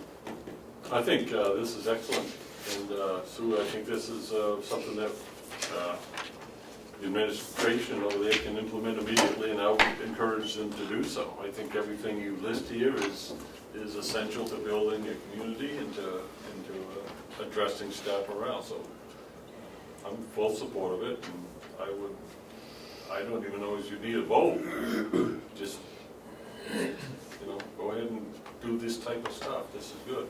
David, you had a comment? Yes, I agree. These are good suggestions, but I don't see why you need to even come to us, Susan. I mean, if you want to put together a video, put it together. If the management over there decides it's a good idea, go ahead and do it. Why do we have to be involved? Well, if you've got these good ideas, go and do them. Well, I asked them, because they came last week with some of the problems they were seeing. So I asked them to come with some of the solutions for those problems this week. And I agree, these are fantastic solutions. And that's what they're doing. They're doing what I asked them to. And now for us to, I would think, say, wow, go right ahead and do it as long as, your supervisors approve it. Well, I guess that's the next step then. Yeah. Right, well, I just wanted to get to the last two. Yes. Well, I think it's important, and I agree with Commissioner Babson, this is something that you guys can do, but I think it's important for the conversation that we join with you. So I would make a motion at this time to support the creation of a star board, a program for a recognized employee of the month, the creation of a fund committee, and I'm looking forward to seeing the MVC Facebook lip sync page. That's a motion. I think one of the things that we have There wasn't to a do, second. There wasn't a second. There was a motion. that was a motion, okay. Motion's made and seconded. All those in favor say aye? Aye. Okay, I think the thing is, what the commissioners need to do is maybe instruct Ken to find some money that we can spend on some of these activities that we take, yeah, I mean, It's something- if you're gonna decorate, if you're going, that's all stuff that takes some money. I mean, I know you can go out and use cardboard boxes and recycle them and things like that, but it's, you know, nicer if you can go buy poster board and real stars and things of that nature. And I know you have a fund for decorating, et cetera, We do. but I don't think the money should have to come out of that. I think this should be a fund where, you know, they can get a group together, or this group, or whatever, and be able to say, gee, you know, we need $100 to pull this off, or, you know, we need $50 to give to the kitchen for the meal or something, so. Well, I don't think he should have to work his budget for nothing, because we think they ought to do it. Yes, sir. That would be like the federal government asking people to do something and then saying, not paying us. So I think we're all. That happens all the time. with this. Yeah. Madam Chairman, yeah, I think we gotta get Siemens in here to do some air change, because there's something in the air. Monday, I heard the delegation a few times say that we can find the money. When I look at the budget, there's no money to be found. If there's money in the budget, that is for these folks to use it, but to have Ken go and find money, there's no place to look. The budget's tight, and you have to work within existing funds. That's just the way it is. Next year may be different. Well, I got my shovel, I can start out here and start looking for it. There's buried treasure somewhere. But this idea that we can find money. Out for in this the budget- parking lot, just start digging, there's a big bump out there, and I'll bet that's where that treasure chest is. But I think everyone needs to take a break and understand that this is a tight budget and there's no money to be found. There's only money to be allocated. And so your idea, Howie, about going as soon as possible for a supplemental appropriation, you might as well forget about that. Delegation has no appetite for a supplemental budget, not an election year. Which means essentially it was part of the union negotiation, others we're talking about implementation not until April. So we have without a supplemental appropriation, we're talking about the normal budget process, which wouldn't be approved till March and implemented in April, until April, which is, you know, we will do what we have to do, but it delays the process of possibly getting us equitable with the competition. But you've already given the charge nurses RNs and the supervisor RNs a $5 an hour raise. No, the charge nurses starting, the RN charge nurses starting rates increased $5 an hour and some adjustments, but it wasn't across the board. And we've come to no decision on the incentive for the double duty, for the charge nurse to incentive. The question came up last week of concern being raised of why it had been reduced from $4 to $2, and that still needs to be addressed, and we'll have to decide whether that can be addressed within the confines of this budget or not. There's another sheet that Chris provided for us. Did we vote on this one? Yes, yep, all in favor. Oh, I'm sorry, That's all right. I did not see that. Thank you, Ken, for bringing it. Sure. Can I just speak before we go on my list, just so I can say one thing? You certainly I do. just took the approach of, just a general approach. I'm not really speaking to nursing or for nursing or about nursing. I'm speaking about the building as a whole. And we talk about morale, solutions, and suggestions. So you want to go, I'll go, sure, I don't think any of you have my list. I wrote down just 10 things essentially. The first one being the shift differential increase.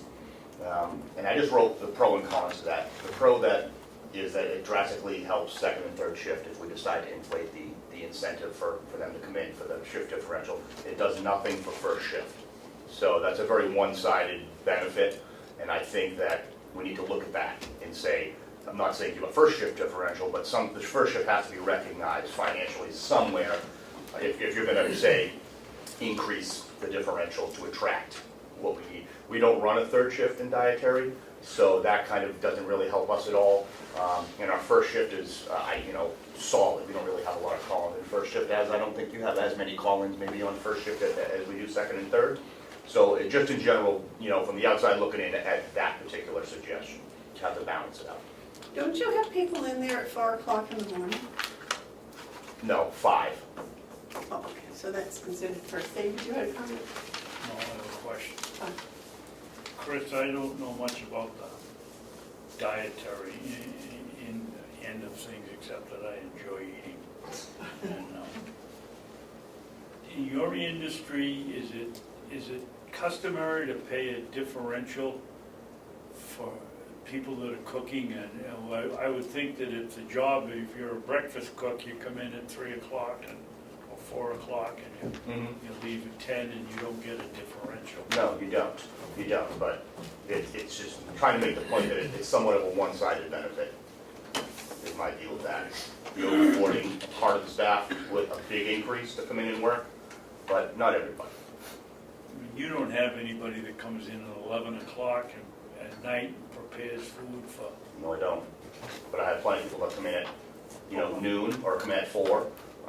Yeah, sure, I have high school kids, high school dishwashers who have never had a job in their life until they've worked here, and they get a shift differential now for washing dishes. I mean, that's not... What do we pay that in those? $10.50 an hour for starting pay for a dishwasher. With the differential or without it? No, without it. That's contract. That would be the highest paid dishwasher around the lake. You wouldn't find that in any restaurant, hotel, anywhere. So it's great for the high school student who's never had a job and starts. And that kind of leads into my second point that I've had. I want to go on. Go ahead. Do these student dishwashers have to join the union? No, they're not in the union. Thank you. Sure. Mark, you had a question? Observation. So I do think we need to do the shift differential for a second and third, and I do understand that if that was all that we would do, then the first shift would be left out.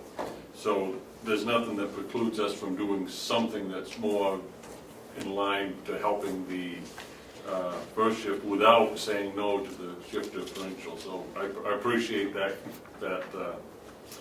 breakup there, because it tells us we have to, in addition to the differential for second, third shift, we have to look at what we can do for incentives for the first shift. Okay, number 2, Chris? Yes, and that rolls into the next part of the conversation, universal increase to starting wages. I've had some discussion with Bob Murray, and I have discussed this list in kind of one point or another. And it goes into, I have diet aides who work on the food end of making sure that all the residents get the correct texture and anything they ask for, food allergies, dislikes and such. Their starting rate is the same as a high school dishwasher who's never had a job. And I feel like that needs to be, for future discussion, needs to be differentiated and classified completely different than it currently is. So a 40-year-old mother of 2 with a mortgage in a house gets the same pay as a student who's never had a job in his life to start. And I kind of feel like that's a little unbalanced with the tasks and duties that are required. Okay, may I say though, I would think that as department head would be your decision to make. Yes. And then have it approved by... And that's something for future discussion, that just kind of throwing that out there in general, for all departments, whether it was, a recreation aide, an L&A, a diet aide, a maintenance person, just differentiating that. Yes. Chris, how many diet aides do you have? Is it one per shift or three No, per shift? there's probably, there's 6, 5 to 6, I think, per shift. 6 per shift. Yes. The diet aides, are they union positions? Yes. Okay, so we have to remember that. Sure. Your dishwashers aren't union positions, No. and your dishwashers and your diet aides are, okay. But those are teenage part-time Well, dishwashers, I right? understand, and I agree with Chris, I'm just trying to figure out how do we get there from here. And I didn't have that answer either, I just kind of wanted to throw that out. But there. I think what you laid out is a just goal. I think that you lay it right out there that there is a difference, and it should be reflected in the pay. Third line was incentive pay. Currently given to nursing staff, but leaves no other departments with anything to offer when they're short-staffed. Maybe a small budget line given to other departments to disperse the staff accordingly that go above and beyond when those scenarios come up. We also have to do double duty, you know, just like an RN supervisor or anybody else really for that, whether it's housekeeping or rec or anyone, a lot of double duty. Not necessarily asking for any specific amount of money, just something to recognize what our staff does too when we're shorthanded and we have to kind of go double. I think that nursing is a legitimate crisis that's statewide, but from inside the building, my staff would ask, what do we get for showing up? What do we get for working harder? And I don't really have an answer for them, other than my gratitude to say thank you, but that's not going to pay the bills. So that's what that is about. And I think we're probably all guilty of that, because the most visual when we are over there are the nursing staff.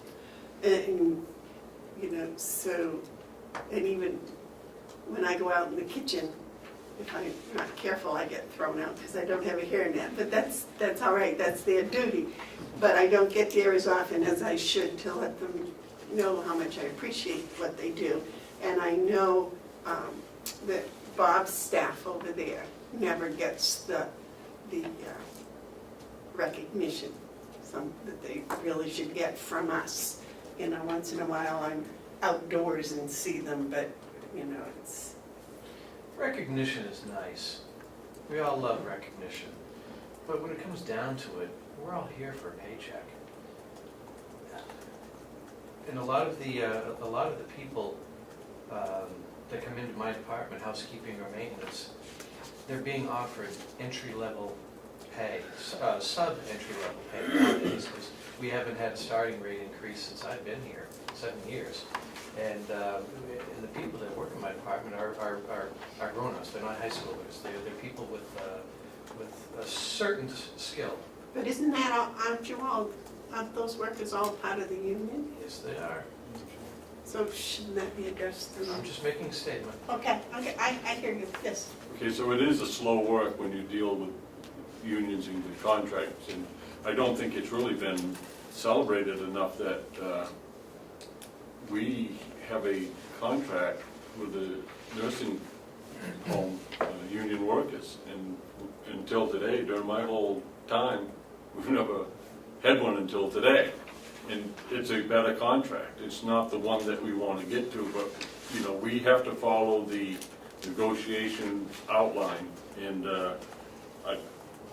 we're in the process of negotiating yet another contract, and from what I've been told and what I've been watching is it's better than the one we just signed. The one we just signed is the first one in 3 years, and we're quickly right behind to have another one that's better than that. So we're on the right track, and the next commissioners, the next board of commissioners really need to focus on what I would say would be a salary description that's more clear and more just, and that should become part of the conversations. But from what I understand, we're making headway towards the type of thing, Bob, that you're speaking of. There's a long way to go, but I believe we're on the right track, and it's important to keep our eye on the ball and to press forward with those. Just the nature of negotiating with unions, it's slower than if you can just make a deal in the back room. Yes, Ken? In the 2014 performance audit, it stated that we should have a wage scale review from an outside agency. The money was budgeted and it was cut by the delegation when I first got here. So Twice, right? no, Once. on one side. We should do that. Well, and again, it said that that's what we should do, and Yeah, do it again, till you get it. no, I'm sure that they'll make that same recommendation again. Maybe the auditors, Yeah, and maybe the next delegation will see the wisdom of that yeah. suggestion. Because I think it's sorely needed here. Well, you know, as a parent, when I used to say no, my son kept asking. And after a while, I hate to admit it, I just give in and give it to him. So maybe we should just keep asking. Just a We thought. tried that with something else, and Well, I know. I'm still asking. Okay, next. Number 4 is the health insurance waiver that I think is a great idea, the possibility of doing that. I think is, I just wrote it down to support it. I think that's a great idea. It doesn't cover every staff, but for the ones that do, I think it makes a big difference. And I think that is just a great idea in general. That would help boost morale and help some people's wallets for sure.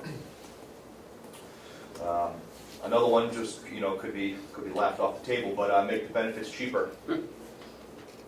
Contribute a larger percentage, the county, to our health insurance. Because essentially, if you take a starting wage, like we're saying, at $10.50 an hour, and you're working full-time and you get hired on, and you get the full benefits package, you're essentially really making, $8 an hour. And that makes it hard for people to, I think, just survive on the day-to-day. So it's an observation that it's not necessarily increasing an hourly rate, but it is a way to make a paycheck bigger. And it could be a controlled amount of money that you can budget for every year. So I'm just throwing that one out there. Next. I'm going to go next. Sure. Yeah. Oh, Next, yeah. just a bonus program for attendance. I think that something should be done quarterly. In the past, we had the attendance incentive, which was all food-based. Again, it just makes more work for my staff, so we reward the others that showed up every day. So I feel like another route should be taken for attendance incentive, because we know a lot of people that, we don't reward the people that are showing up all the time. We're trying to figure out how to pay people to get in here that are not showing up as frequently. So I think it would just be good to recognize all departments, all the staff that show up all the time. Just as soon as we can find a way of tracking that, then we'll move, or I will push on that. But I keep being told there's no way of tracking who comes 40 hours on time and doesn't leave early. Next. Christmas bonus. That's no rocket science theory there. That's just something that is given. We've kind of talked about the end of the year celebration for the holiday. We don't really do anything. I think did we get some gift cards last year? Maybe for $25, I believe it was, for everybody, which was nice. It was a few years ago. A few years ago, but not consistently. I think if you're going to do something, you're going to do something every year. And I don't have any dollar figure or any magic number, just essentially something at Christmas, whether it was a gift card or there was a secondary check. I mean, anything. It could be anything. And I think it would kind of help have something to look forward to at the end of the year that helps any of these families along. Now, I don't mean to say poor me, but I will tell you, for years, my son has gotten the Christmas bonus, and he comes home and he's all excited.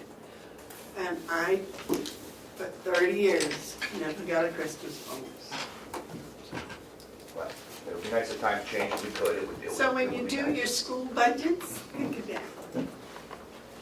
Employee of the Month program, which Ken mentioned, I had written that down. I think that's a great idea. And lowering the sick time buyback by 100 hours. The reason why I say that, I'm speaking, this is my perspective because I'm a parent of a young child who, if it's a snow day or if he's sick, I take turns with my wife.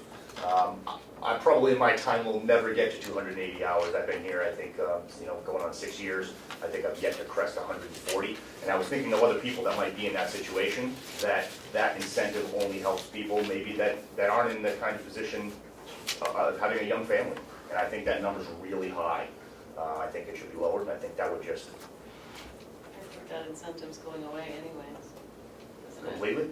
The buyback is not going away. For non-union, Non-union probably is. so, just throwing it out there in general.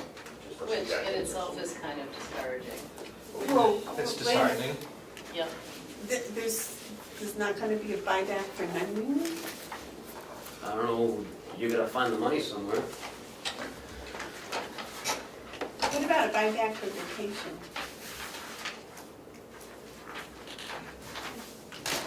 And just lastly, number 10, snowstorm, blizzard, incentive. Some sort of set amount of money for every person that risks their life coming into work in blizzard conditions. And for now, I usually throw out a free lunch or an ice cream, but again, ice cream doesn't pay the bills. So I think something to just to recognize all the staff that do trudge through some pretty harsh conditions to get here would be nice to recognize some of those. I'm not saying every time an inch of snow falls.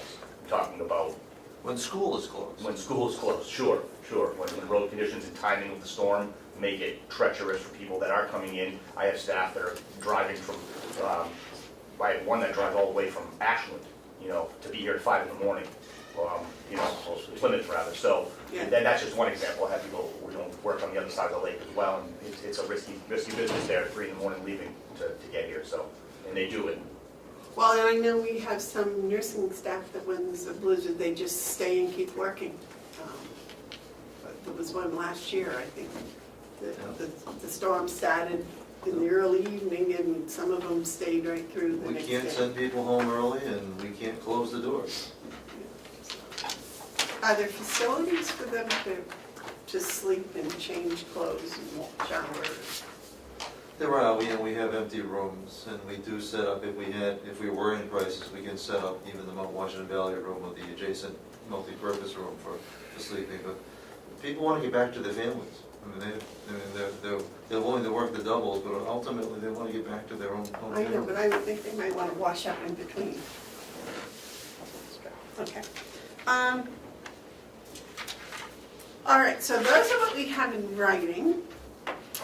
Are there any that anyone else has that didn't get put in writing? I think Susan had a couple that she actually sent to me. Well, I was thinking Some strictly suggestions. as working in rec, feeling a little helpless to help the nursing department, but like Lori and I do have 5 LNAs in my department, so we talked about, my staff may get pulled if the numbers are critical enough, and even looking at, like, in the evening, rather than doing a program out in the Mount Washington Valley room, perhaps doing programming on the units, because then it's an extra set of eyes and ears, even if it's an unskilled staff member, meaning they are not an LNA.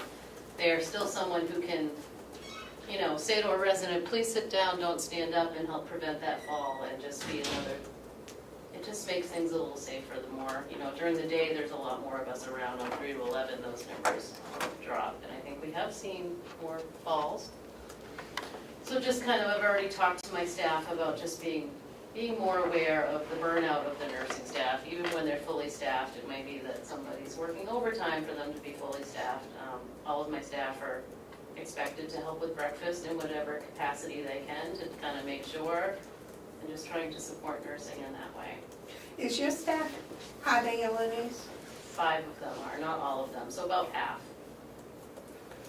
So is there, since they're already employed here, is there an incentive that we could give the ones that aren't LNAs to become LNAs? I have to become. Yes. I have had some go through the class while working at Mountain View. I don't think I really have anyone right now who's sort of interested in that, but I do have some that do pick up hours in nursing, and some of them take advantage of the incentive. For the ones that do it, they're getting paid overtime, which I think Lori and I talked about that too. She's happy to pay them overtime, particularly if it's on 3 to 11 and they're really short. Some of them do it fairly last minute. Hey, we're pretty critical tonight, can you stay? And they do. Well, I was just thinking they're employees already, if we can do something to help them progress in their career. I would be all for that. I think we should look at that across the board, not just my department. There could be housekeepers that want to go to nursing school or. I've had a few Yeah. jump ship. That's And true. so, I mean, I That's think true. that's something we should look at across the board. And just listening to everybody else, one last comment I have is I strongly encourage us to look at sort of a step program, like Chris talking about the different positions, looking at different positions within departments, but also looking at what's the top end for a position. There are people in positions that require no degree, no certifications, that are making more than entry-level people walking in the door that are nurses, because they've been here a really long time, and that to me seems really, really skewed. Like, we might have monies to put into starting rates if we weren't paying somebody $20 an hour just because they've been here forever and they have no skills. So I think we really need to look at that. Maybe some cost of living raises, but at some point in the real world, if you don't go and better yourself, you don't get to make the salary of somebody who has some sort of training or a degree. But we don't really look at that here in Mountain View. I think we need to. That, I kind of pulled in both directions, because this experience is very valuable. Education is very valuable, and to try to balance those is I think, really complicated. It is. That takes some really thought. I don't know about you gentlemen, yes? Just want to say a couple things. So a lot of my employees, I have probably 75% of employees, have watched the meeting last week. And a lot of them have come in and given input, which I have thanked them, because we're a team here. And we can sit around here as department heads, but it's really the front line, and that's what's important, is what they're thinking to me. So thank you for the work you did on the union and getting the funding. I think that's going to help morale. They've been 3 years without a raise. That is a huge piece of the morale. I think the other big thing is being sensitive on these incentives and things, because we're paying people in lower positions more than the higher. That's some of the, they're feeling there's a huge inequality. And I think the step thing Ken was right. We tried to put that in front of the union in 2014. They did not want it. That really needs to be done, because there is a lot of inequality if you start looking at pay and levels and the positions and the job duties. There's a lot of inequality, and that leads to morale issues when other people being paid more. And there's a lot of talk over there. We're with each other a lot. So thank you for the work. I think that's going to help. The other big thing is that there was a lot of appreciation things that were done. Appreciation lunches, the Christmas party. They said for many years, 5 or 6 years, none of that has been done. I think department-wide, we're trying to do some things. Patty and I hold an LNA day, appreciation day in nursing. We fund 100% of that out of our pocket, but it comes back to us twofold. That small little luncheon we do, we get twofold back for us. So they did a Chinese food luncheon for housekeepers yesterday. I provided dessert just to thank them, and it just brings the team together, and that's what we need to do, is bring this team back together. It's essential.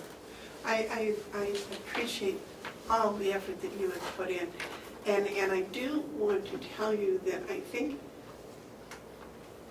and I don't want to pass the buck, but I do think the departments and the department heads should do what they can to maybe formulate some suggestions or some plans on the step type of ideas.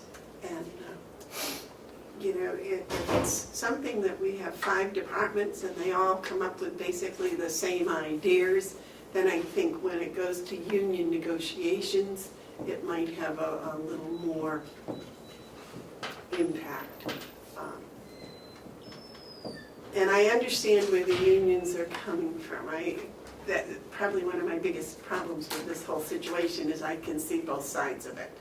And I'd like to be on one side and go, yes, yes, yes, or no, no, no, but it's like I can see both sides. I do know the bottom line is we have an incredible work staff in all the departments, just incredible. I don't believe they get the rewards or the recognition that they need. And, knowing that this whole list of just nice things to do, has your support, that just makes me feel kind of all warm and fuzzy inside.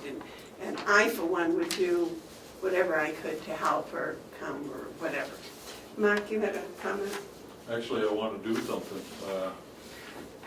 The other day, we went before the delegation for a supplemental budget, and one of the things we asked for was $18,000 to fund a $5 per hour increase to existing non-union nurses to be in line with the $5 we're giving for incentive for new hires.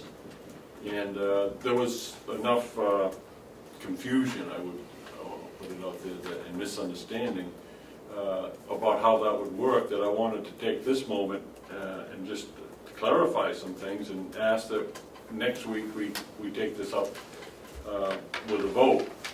The need is for about, as far as I can tell, 6 existing nurses who should have this adjustment. Is that correct? Yes, that is All right. correct. However, the adjustment, if you're referring to the nursing supervisors and the RNs have been adjusted, our existing RNs, and I believe that there was a vote already that took place to put that increase into place, depending on the years of experience, a little while back, and that has been implemented. So I guess I gotta come to an understanding. Is there a need to further fund the 6 positions? No? No, we did it with existing funds. Remember, because of the retirees, we're able to utilize that money. So are we all set there? Yes, yeah, We're all set? we're all set there. Okay. Thank you. I believe the 18,000 came up prior to us figuring this out when we had, because we've had many meetings over this. Okay. And that's what we all decided on, well, that's what you decided on, to utilize those funds to fund those, Okay. and it's worked out pretty well. Okay, so we're all set with that? Okay. Yeah, the next step is the LPNs Correct. and the LNAs at some point, At some point, through negotiations. yeah, that has to be through Yeah. negotiations. And we're working on it. So are we doing all that we can for non-union nursing at this point? As far as financial, Kathy? I would just speak to reiterate what had been discussed earlier, just about the buyback. I think that's really important to a lot of the non-union staff. They look forward to the buyback at the end of the year for their sick time, and it already has been brought up to me because we're getting towards the end of the year, and when we talk about equality amongst everybody, I don't think when we're working on our day-to-day over at the nursing home that we're looking at, oh, you're union, you're not, we're all together as one. But when a group gets buyback, another group doesn't, then you see that separation, and it causes, the team to kind of fall apart, or the team to, it just raises a concern, well, why do you get it and I don't? The union people don't get a buyback? the union people do, it's in the contract. The non-union, it comes up, like last year it was April, they did end up getting it, but it, I was going to say, It gets the non-union, got it. right, but it's, now we're talking that it might not happen this year.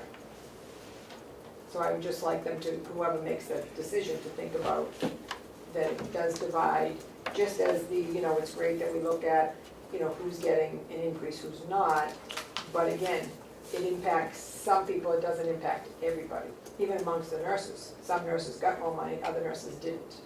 So, I know there's a lot of pieces that have to get looked at, but to look at it, the whole picture. And these are the people that show up every day and don't use sick time. I was not aware that there was a discussion about the non-unions not getting a buyback, Well, yes, it's not in the budget, I don't know what I'm going to do about because that. I was under the impression that both sick and No, vacations were buybacks. no. Well, Yeah, that's the advantage that unions have, because they can negotiate those things when they negotiate terms with the employer. Being non-union means you're non-union, you don't have the advantage of collective bargaining agreement, so things like this are often missed or not addressed. I think one of the questions that you present is the union is able to negotiate for them, they're not negotiating for people who are not part of their union. So the expectation that someone who isn't part of the union should have what the union negotiate falls short. Those people should be negotiating in a manner similar to the union. Just because a union is able to negotiate favorable terms for them, doesn't mean that that automatically should be extended. The results should be extended to people who didn't negotiate. Now, I'm not saying that they shouldn't have it, I'm just saying it's I think the history of the building, if I'm not mistaken, it used to be the same. So whether you were union or not, you always got the buyback. Now, I haven't been there as long as some around the table, but my understanding is that always happened. So I guess, hearing that, who should we send these people to? Who are they to negotiate with? well, they can only negotiate if they form a union. They can come in one at a time, I suppose, but that's why you usually have public employee unions, so that they can have a collective bargaining agreement. They're bargaining collectively instead of individually. Without a union, you're on your own, so to speak, except to the goodwill of whoever sits here. Lauren? Well, so I guess it's our job around the table to recognize this. We do have a morale problem. So when we allow, or do things, make decisions like this to separate our staff, hence that's why we are at where we are. We didn't separate them. They separate themselves by either being union or But that non-union. naturally happens when you treat people, get things that other people don't in the same environment. That is a natural response. It makes it very difficult to lead a group, 140 people, when you have a line divided in the sand. And we're all struggling as leaders with this morale ourselves, because it's very difficult to deal with this. And it's going to get worse if we don't address some of these things. And you can't have your cake and eat it too. You can't pay for someone to do your negotiations and get your negotiation because you paid for that service through your union dues, and have someone who hasn't done that expect that they should get the same thing because they're in the same building. That's not business. Business is based on, who you're dealing with. Ken? So, and, Pardon? what? I said dues don't support the budget that we're all No, but deciding dues- what we do with our budget. But dues is what empowers unions to get a better term than the guys that didn't, the workers who don't have the better terms. I mean, it's the choice of people. It makes it very difficult in healthcare to. It's very manage difficult to the way have your cake and eat it too. I don't Because, think we're asking for that. Well, We're asking for some equality. it didn't Well, form a union. so this is what, the union has not had a raise in the past 3 years. Non-union has received fairly good raises in the last 3 years. We've been able to give you buybacks, but sometimes we can't. It's not an automatic, and it's not the same. You can't treat both the same, because you're not both the same. But the Everyone union, around this table is high price paid. Everyone makes a decent wage. but that was the Excuse me? choice of the union, not to negotiate, to agree to a negotiation to get a raise. That was a decision these other Right, so- non-union people don't have these decisions. So But they've I all got think it's great. increases in the past 3 This is years. probably going that they're non-union aren't getting things because the union didn't get raised for 3 years. Great, that's out there, that's why, if that's the reasoning why. But if you're asking us to give opinion about morale, if you go over there and listen to what the employees are saying, that's what you need to do. Because we can bring forward what we think we hear or what we think the problem is. The problem is in that building, and we're hearing it, we're trying to deal with it, but, there's nothing's, they feel like nothing's being done. So, This discussion opened up by Patty saying, you need to be treated equal. Well, if that's the case, then you shouldn't have got raises the past 3 years. We try to make everything equal. Sometimes we can in the budget, and this year is gonna be tight. I'm just telling you what I've heard. I absolutely support Laurie, what she's saying, because we're on the floors and we hear what the staff is saying. You wanna know what they're saying, buy the sick back the sick buy time, because what's gonna happen is if they don't buy They it get back, it, you aren't gonna get it. what they're gonna, if they don't buy it back, there's gonna be increased call-outs, and then we're gonna have more staffing issue. Which affects the care that the residents. No one ever said that the union was not getting their buyback. No, the union is, we're talking about non-union. Right, non-union is not, at this point.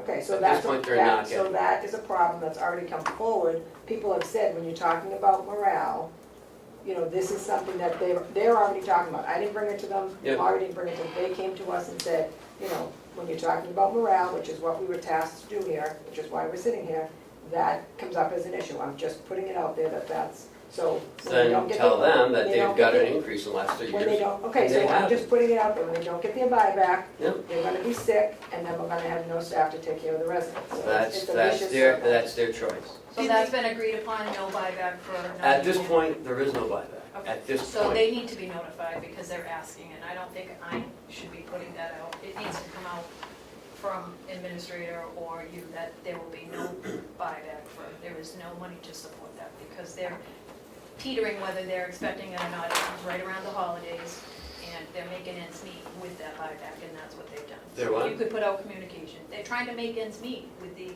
extra money that they get. So if you could put out some communication that that's not coming, I would appreciate that. Ken, last year, did the union members get a buyback? Union, yes, Because that was in that's in the the contract. contract that was done, that they were working on, the old contract. They Mhm, were yeah, still working it's on. been there for quite a while.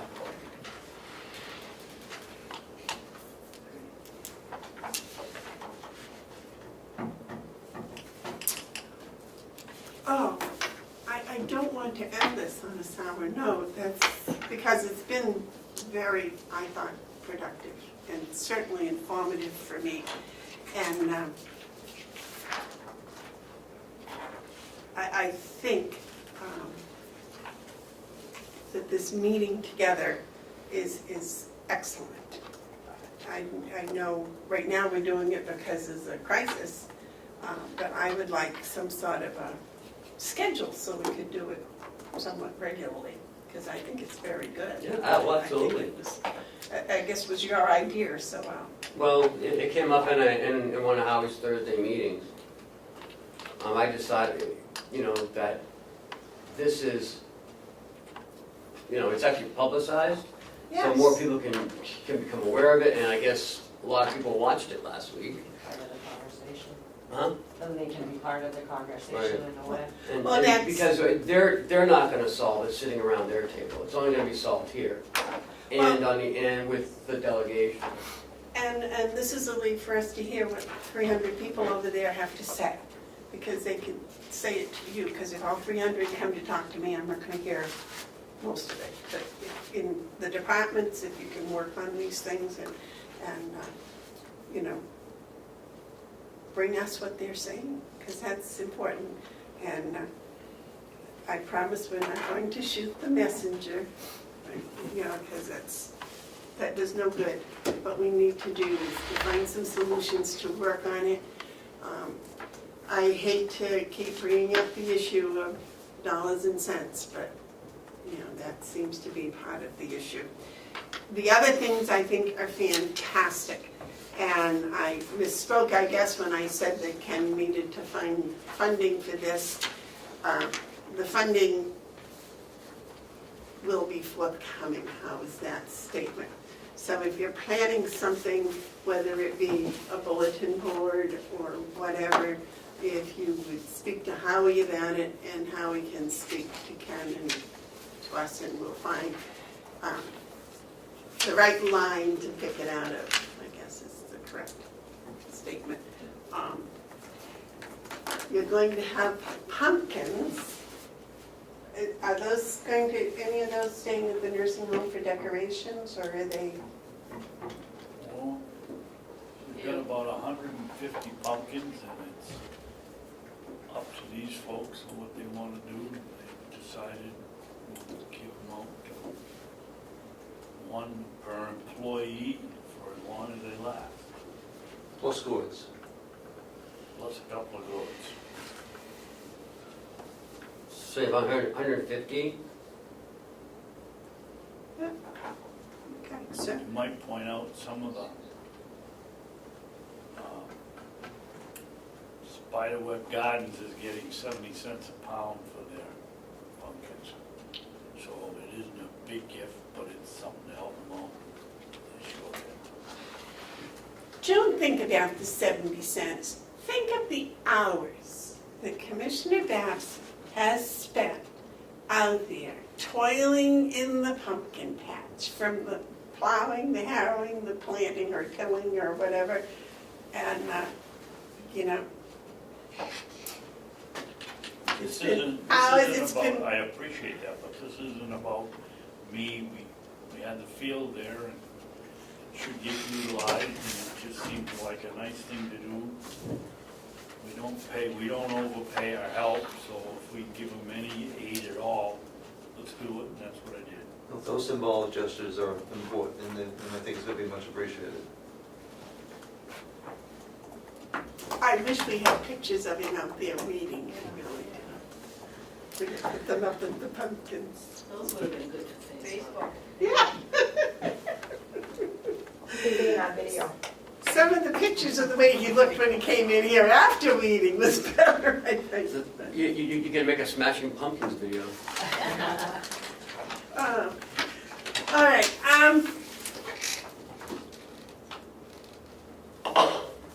a lot of this, as Commissioner Hounsell said, are things that you can do now.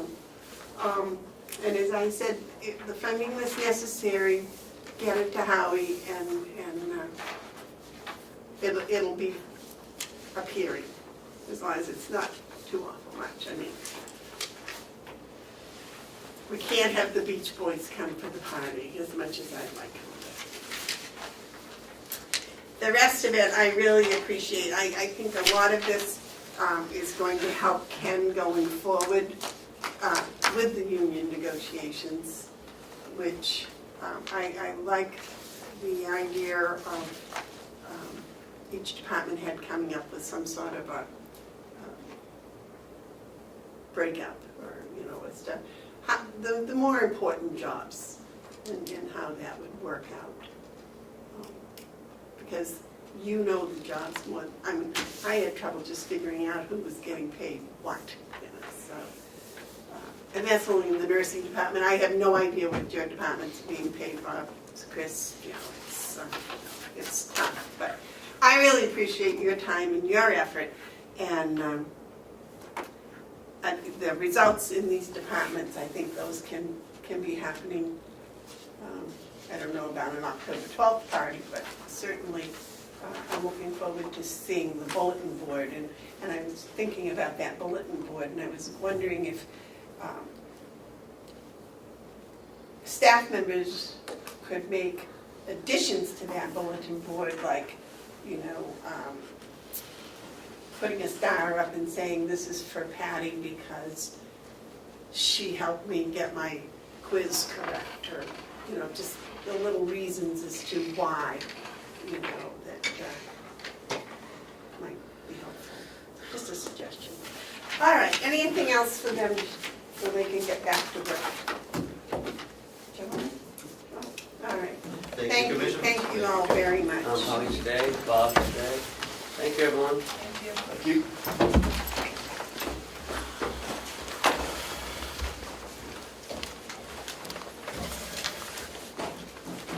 So we finally have the consolidated contract corrected.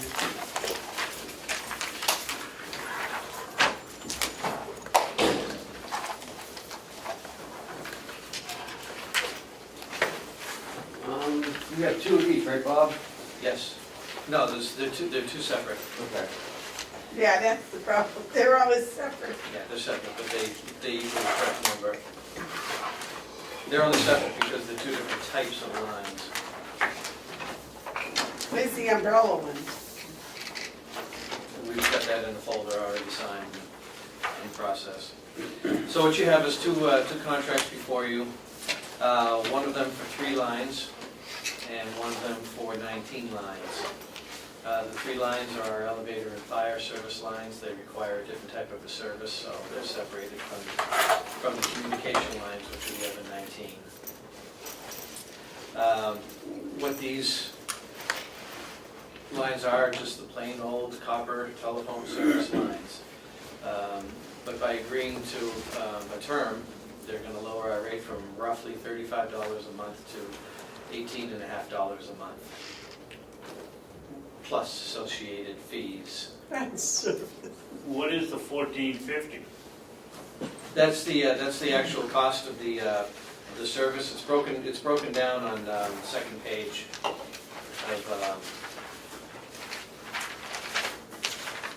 you can see. Three Carroll County locations. No, I think on the Centrix, is that what you're talking Yeah, about? the Centrex lines are $14.99 plus $3.50 for local calling. That's where you don't have that in the 3 lines. Because it's a fire and emergency line, they're not being used except on an emergency basis, so we don't need to worry about calling charges. We just need to actually have the physical line in place. So the $14.99 is the line, and if we want to make a local call on it, it's another $3.50. That's their breakout. And where is the not quite 50%? It isn't 50%, it's only $49.99. That's on that? the termination charge? Is that what you're? no, he's No. talking about the fees and The services. fees, that's what That's we on got in. another- That's under the umbrella, that's under that umbrella contract. So there are no fees here? and- Oh, there are, they're there, but it's Are they covered are they in what we're looking at? No, indirectly. They're through that umbrella contract, it covers all, So we've got a price here, but for the service. taxes and everything are on another contract. Yes, that we've already signed and agreed to. Okay. Okay. They don't make it easy. No. Mark, you had a comment? Did they ever get the billing done right so that we can process payment to them? I know we were in arrears of 17,000 or I so. believe last month, a payment has been made, So the gentleman was able to get the information that Mrs. Armstrong needed yes. After another attempt, yes. after another attempt? Yeah. Yes. I just want to note again that seemed to be an extreme, unnecessary, frustrating Yes. experience on their part. And, you know, you pulled it in, I'm going to go with this, but I'm not really impressed with this outfit. No, Their customer service should have the word "dis" in front of it. I agree, they're a conglomerate, but they did provide, after, lots of tooth pulling, they provided the information that Kathy needed. It's in spreadsheet format, if you want to review it, it's open for review. No, as long as it's been done, I'm fine. David, you had a question? Who is their competition? Well, Or is that none? they have competition as far as telephone service, much like the electric company has competition for providing electricity. The competition still has to send their service over Use their Verizon's lines, Consolidated's lines. So we can't use that as leverage. No, we could go with another telephone company in the future when this contract runs out, but we're still at the mercy of Consolidated's lines. infrastructure. Unless you want to dig them all up and put down some new ones. That's why they're regulated.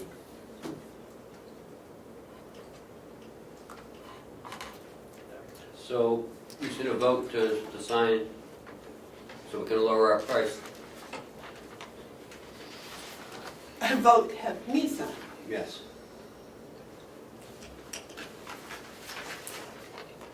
Neither one of you gentlemen want to make that motion? I want to read this for a second.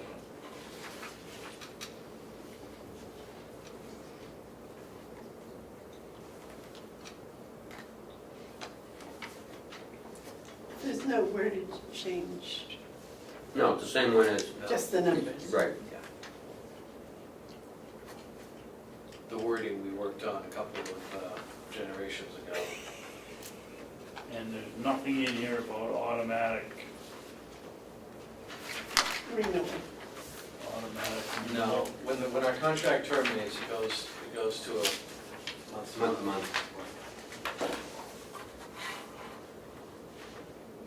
And I did put the stipulation of these 19 lines that if things change technologically, I have the option of cutting back up to 50%, or converting up to 50% per year during the term of the contract. But we've reviewed these lines, and we're about as tight as we're going to get.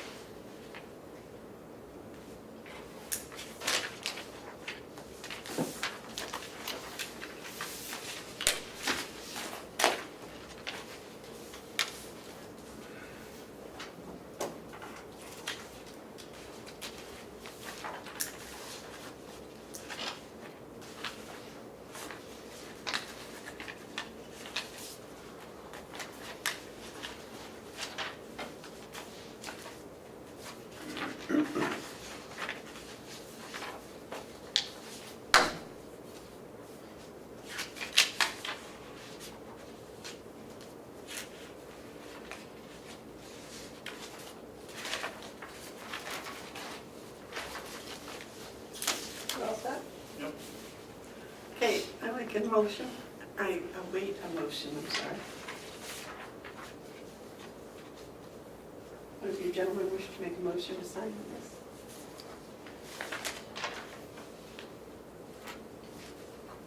Well, we gotta do it, so I'll make a motion and we sign the contract with Consolidated Communications.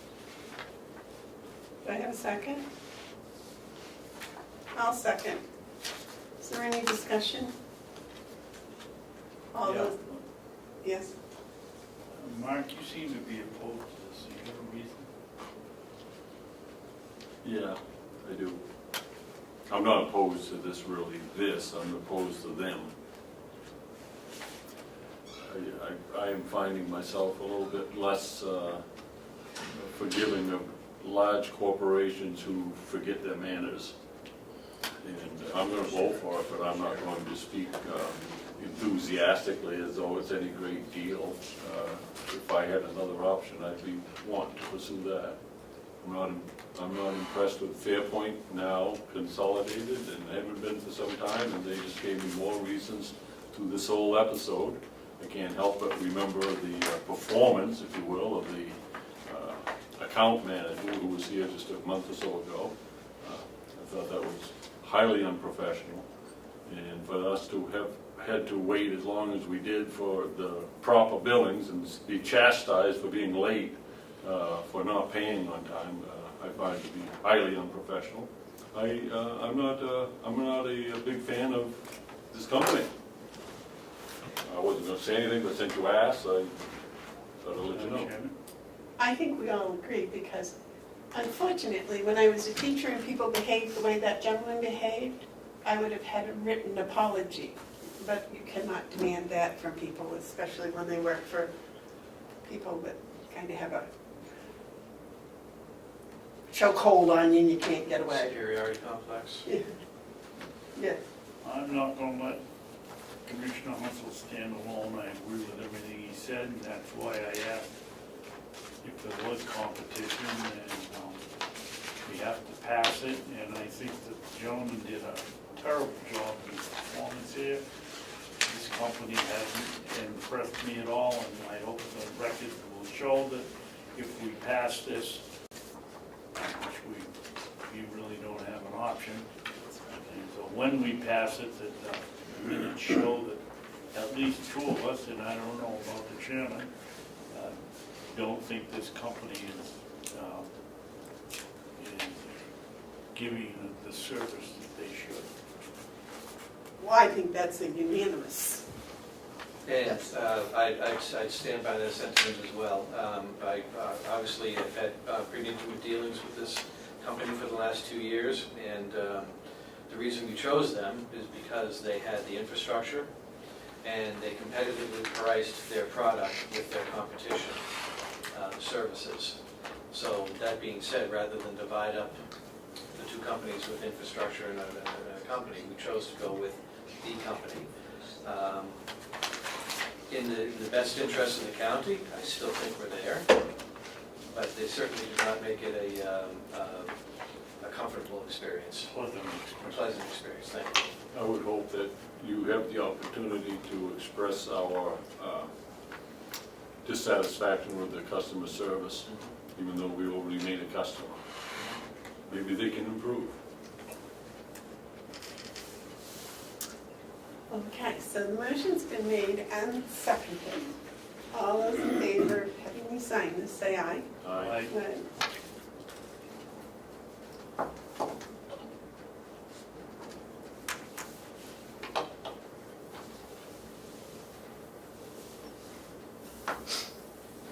I'm sure in your own special way you can relay disappointment. Oh, I'm sure that I'll have a conversation or two. Fear not. This will be fast. Okay. Today the 19th, yeah.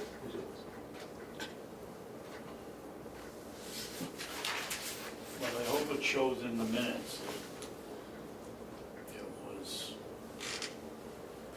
the contract was signed under duress. Where are the cables buried? On the ground. On campus? They start at the back corner of this building, make their way by the propane tank, behind the nursing home, all the way to the jail. They take a turn and go across the parking lot to the annex, right by your water spigot. Did they bury that with the gas line that went over there? No, it's up. No, it's in a separate trench. Now, there's a raceway, I imagine conduit, basically, and other vaults, boxes for the splits. Yes. So you can access those from, yes. Is that when we put in the fiber optics? Yes. Yes. So it goes above the geese runway and around back behind the nursing home and then down. Correct. Well, they want to be careful with that. That was a company from Maine that came in Yes. and did such a good job. They did a great job. They did it for under budget. Right. That was a great experience. All right, thank you, Bob. How deep are they? Thank you. How deep are those lines? Oh, 60. Not that deep, but they're a couple feet deep anyways. Yeah. Yeah, they only have to be 18 inches, but I But think. you got marking tape over Oh, yeah. them, and, Yes, it's magnetic tape. yeah. Done right. Yeah, and this pull string, Yeah. so we need to do it If you again. need to add more, you can. Right. I was just thinking when we start resurfacing parking lots around here, we could put in new cable from a different company. Thank you. Thank you, Bob. Thank you, Bob, for your contribution to the roundtable discussion also. So, outstanding accounts receivable in nursing home. Going back to 2015, looking pretty good, 99.7%, 0.76% collected. Howie, this is really good. I mean, Paula does a remarkable job. unlike other nursing homes that are $2-3 million in the hole, we're about, maybe 200,000 over 5 years. And yesterday at the conference, I'm sitting around looking at name tags. Other counties have assistants, finance, multiple people doing what Paula is doing, and they have assistants. Paula's doing it single-handedly. And, Wow. and doing a wonderful job. That's really good. And it was $900,000 2 years ago or 3 years ago. 3. That was written off. Has that been collected? No, it Well, didn't. no, what the auditors wanted to write off. Was Wanted to that, write off, but we don't. has that been collected since then? Oh, yeah, Paula. We keep, Paula keeps Well, that's what track. I'm saying, Yeah. is that was quite a remarkable feat in itself. it was. It's down, isn't this to $10,000, isn't that about when it was, 2015? When I first came on, yes, that was the 900. So it was 900 and it's now down to 10,000. I said, that's a pretty good job. Yep. That's very good. Yes. This is almost, it's shockingly good news. Amount collected, 99.76%. in July to June 15th, 99.19, 99.38, 99.24. These are amazing numbers. Do you feel like you're on track? Oh, we're ahead of the pack, Nice. but there's no reason to believe that we're not gonna stay there. Paula has it down to a science. Well, what this represents is a huge savings to the county, because this money, when we collect it, we don't have to borrow it. Correct. Right. And that all enters into the good reports that we're getting about the low level of borrowing we've done this year. Yeah. Excellent.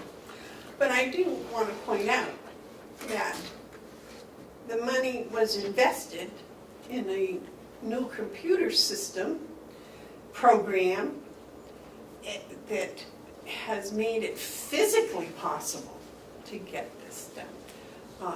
So, you know, it hurts at the moment to spend the money, but in the long term, this just shows how much more efficient life It was a great is. investment.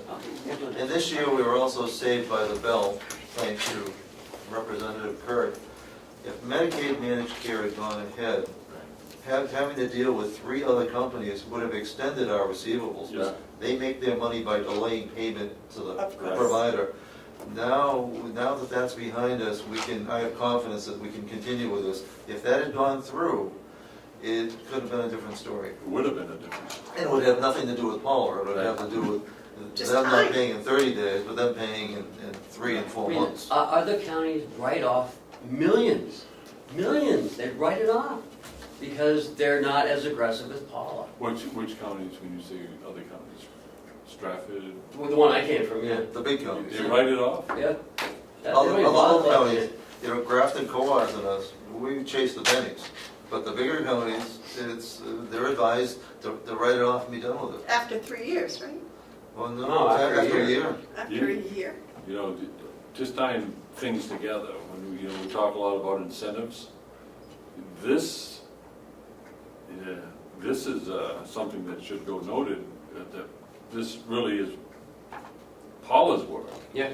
And this is something I'm sure will show up in her evaluation, but it also, there's room, I think, and propriety, I think, to show this in her paycheck as an incentive.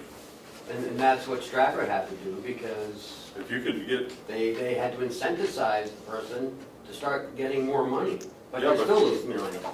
but is someone who has done it and has earned it, and, I also have other good news for you, because next week, with Ken's permission, Paula's not working today because she has the day off, because last night she received from the New Hampshire Association of Counties the Nursing Home Employee of the Year award. So I'd like to bring her here next week. absolutely. So That's to give her wonderful. recognition, Well to give you the chance to thank her personally. Yeah. But we are trying to, and she was chosen because, she's quiet and behind the scenes, but it's kind of important, they're paying the bills. I can think of 9 million reasons to thank her. The proof is in the pudding, Yes, so to it is. speak, yes. Yeah, 900,000 reasons. I mean, we have good finance people here. We do. I mean, Kathy, If only we could get another administrative assistant, we'd be a lot better off. we should ask for one. I will. We're going to ask for, what did we say we're going to ask for? Business office coordinator. Is that it? Should we just hire it? I mean, we could, but kind of hard paying her. Well, what I'd like to do is get a temporary, just to get everything I all don't know caught if it up. would be. We could do that, could we get a temporary to just get things caught up? Maybe, we could talk about it. Let me think about it. I'd like to go ahead and do something. This Hales location needs someone as well. There's opportunity here. And we've tried to do it this way, and they've said no, and we still need it. So our job is to fulfill needs. I mean, And it if there's says, anything that we can do, it says in RSA, you guys can we hire. can do it. The thing is, where can we draw the money from? Well, why don't we do it, Mark? Why don't we do it go out and post an ad and hire it as a temporary position, and then if they don't want to fund it in next year, we Sure. fudge it somehow next year and get it, or we'll have to let the person go, but be fair and let them know that it may be a temporary job or it may not. We can't, Okay. I think can't so. tell you. I think so. I think we But- need to go out and get someone Get- now. You know, we get the portion that we pay at Hale's location will come here. Yeah. Well, that's already been spent because it's going too far. It's gone Yeah, too far. but there's- But I have an idea, I think. Yeah, let's But work a your idea. temporary to help get Right. things up to date, I think that that's I'd like to have someone a there. very October legit. 1st. Okay. I think that's a legit thing, and it's necessary. And, oh, that brings up something that Representative Cordelli sent me a copy of the performance contract, performance audit contract that he wants signed. And I apologize, I didn't get a copy printed out for Why everybody. would we sign it? Um, I'm not signing their audit. They got the authority to do their own audit. I I think don't we think they have can to enter it, I don't spend, think they So can they enter. passed the it. law that they can. They passed the law that this year. was forensic, I believe. No, there was a performance too. There's always been performance on it, but I don't think they've ever signed The it. other thing is, whatever they're charging, whatever I'll look at that. whatever time they're using of us, if we have to put Cheryl or anyone on it, we need to charge that account. Absolutely. Well, that's, And that, as far as me signing their performance audit contract, that is not right. They are the ones who went with this on their own. This is theirs. I think the law says that they have the power to order one, but we still have to pay the check. What I want to know is, I didn't bring in my paperwork from the other day, but Representative Cordelli clearly said that this had been before the executive committee and been approved. Now, where are the other 10 members of the delegation voicing that decision? I don't know, did they vote the other day? I was out I of. wasn't here when they talked about the performance on it. Madam Chairman. can I finish my Oh, statement, I'm sorry, I please? didn't know you I were. thought you were. No, I Just just- drawing a breath or what? Well, I was trying to say that was bringing us into this temporary because with the performance audit, they're going to be requesting things from our business office. And all the reason that we have it temporary down there while they're doing this to help the staff that's there be able to address their questions. There's quite a bit from the hearing that we were at. There were quite a bit of questions that they asked of our staff, correct? When we I wasn't were, here. when they were, 6 months ago when they were talking about this over at the nursing home, we were there and they were talking about they'd wait until our audit was done Yeah, so they wouldn't have to have to do both. do both. And what I'm saying is, this is a very good reason why we should have a temporary down there while they're doing this audit. That was my finishing question, my finishing statement. Yes, sir. Well, that's fine, Madam Chairman, but we hire a person here right away, and they're not gonna know where the information is or where the stuff is that they've gotta find. You may be able to train them in that time to answer the telephone in Right. case Cheryl has to go do it, but hiring them just to help out now is and thinking that it'll help, I don't believe it will. It will help to give us somebody to answer the telephone. As we heard the fine chairman say, we have a commissioner that comes in here and answers. Why can't I answer the phone every day? And Well, sometimes you have answered the I phone. have, when it rings and nobody's around, I have. I don't know what he's talking about. But I don't think getting somebody in here is going to help our problem. We need them for the ongoing. Oh, I agree 100%. I was just saying that would, for the temporary, reasoning, you were talking about temporaries, and that's another reason why we have a temporary. Okay, so here's the thing. My understanding, and I'd like to have a copy of this law for next week, or soon if you can get it to me. They passed a law given them, then the delegation, the authority to enter into and conduct a performance audit. They can do this with, huh? That was already law. They passed one for a forensic audit. No, they did the forensic audit. Then they did one for the performance audit. No, the performance audit, Has always been there. There's always been there. and now they're doing it for forensic Yes. audit. Right. My understanding of the law is that that's for them to do. It's not our responsibility to do the performance I audit. think if Or the forensic audit. I could be wrong, but I think the law for the performance audit says they have the power to order it. Yeah. We still have to pay for it. I don't think we should have to, but I think that's the law. So are you saying that we're required to sign the contract that they've, Yes. I'm not going to? We're supposed to. My signature's not a rubber stamp to a misguided idea. $26,000 to study something? Well, I think that's the whole board's. Well, then you guys can do it, but I'm not Well, gonna. actually, I think it's a great idea, because as I was talking with Ken, I think that that's going to show the wonderful improvements that have been made since 2014. You think? I do. I know. I think that there's been vast improvements made here.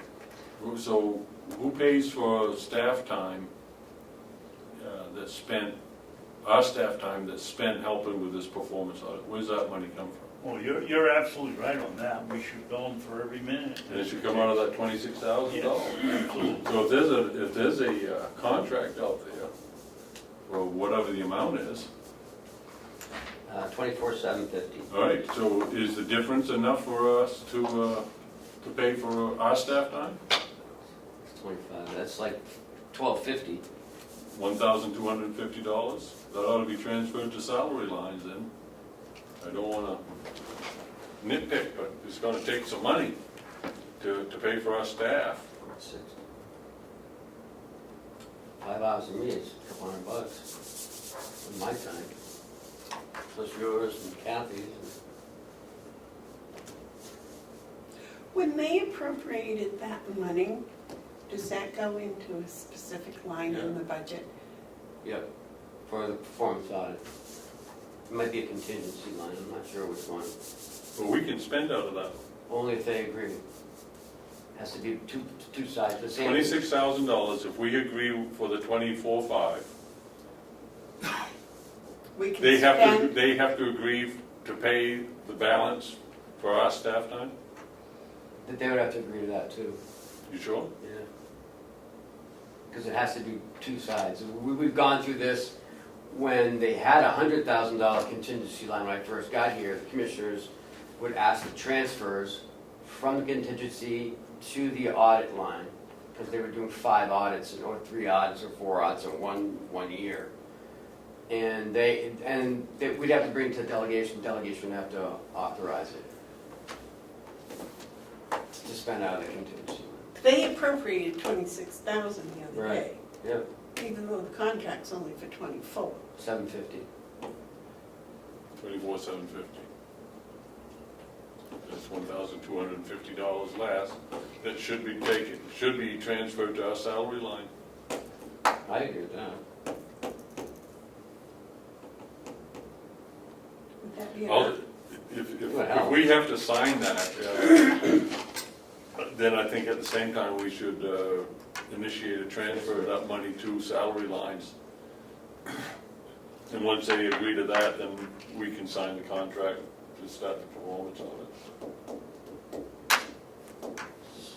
Sounds reasonable. They transfer the balance of the 26 into our salary line, then we can go ahead and sign the performance audit contract. But we need to know that we're going to be able to have at least something there to pay for our staff now. And that's probably going to fall short. But We it's a can't, start. we, It's a start. we can't bill and pay out of that line, No, without, you just said without their permission, we can't touch that line. even though they appropriate. Right. But there are 2 things you can't touch, the contingency and the deeds equipment fund. It's gotta be 2 sides. And they appropriated it into the contingency fund. It's just for that purpose. Right, so, but what they can do is transfer the delta, the difference into administrative salary line, $1,250. That expends that $26,000. It gives us something for the office to be reimbursed for the time spent, and they can get started on their audit. I think we need to ask them if they'll be agreeable to a transfer, and then we can sign the contract. I think that's a legitimate transaction. I don't even think they'd object to it. You never know. What did they do last time? I wasn't here, I don't know. Do you know, David? What they did last time? With the audit, we just paid for it. When it came in, we paid for it. You got a bill and we paid for it. Have they appropriated more money than the audit cost? I think, as I recall, the audit came in just about what they figured it would cost. Well, I think they went out for feelers to get an idea to begin with, and then put it in. We came in, we paid it. This is pretty close to what they figured, 24,750, it's pretty tight. Well, I think the last one cost 26, $26,000, that's why they had that number. Sure. Because it was based on what it had cost, but the same company is doing it again, but because they are doing it again, that's why it's not going to be quite so much, because But given that we are so strapped in our office, and it's going to require our people spending time answering their questions, I think it's appropriate to transfer the unused portion of the contingency into the salary line to help offset those costs. Unless they don't think our time's worth anything, which apparently some of them don't. we'll just put it in salary. Well, it's gonna be line. one less thing, just imagine, about 3 people that are downstairs, and one of them is taken away for this performance audit, they're already overworked. Putting us deeper in the hole. Right. We ask for more money, more help, and they give us more work. With no more help. And there's always been 3 people in that finance office. So.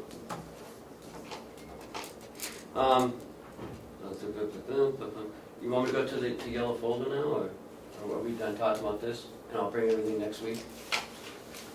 Yeah, I think if we're going to be able to personally thank her for this next week, I think. Okay.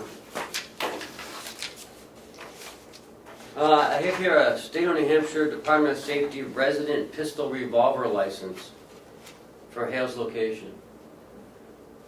Normally it's signed by the chief of police, but, so I don't know, in this case, I think the sheriff would end up signing that, because I think they do a background check. I thought in New Hampshire you didn't need to have a license. But you can. You don't have to, but you You can. can if you want to. As many people do, so they can have reciprocity in other states and for other purposes. John, did you have a I have bit not of? all of the joy of this. Stated what I was gonna say. Oh, okay, because yes, David, go ahead. Madam Chairman, I'd like to go back and ask a quick question when I meant to do it as soon as these folks left, if you don't mind. Go ahead, I'll be good. Be good. Howie, or Kenny, who decided that there would be no buyback for holidays for the non-union? It's not holidays. It's sick days. Sick days, excuse me. I did. You did. It's not in the budget. I don't know what else you want me to Say do. what? It's not in the budget. No, I'm just asking where it Yeah, I came did. from.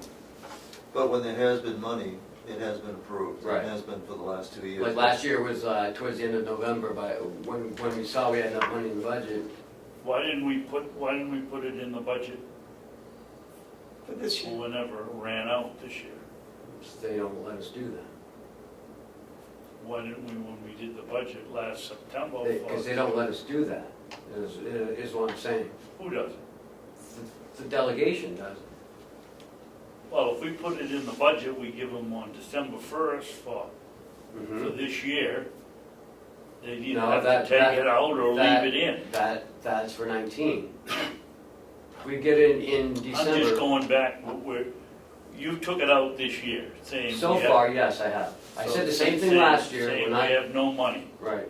So why didn't we, in 2017, put it in our budget, give it to the, Because Yeah. we tried it in 16, they said, no, we don't do that.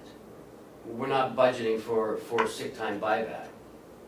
That's what, when Chuck and I tried to do that in 16's budget, but they whacked it right out. so you didn't put it in 17? Right. Okay. And I don't put it in 18 either. Well, I think we have a list of some things that maybe, just because they said no last year, we should keep asking for. Yes.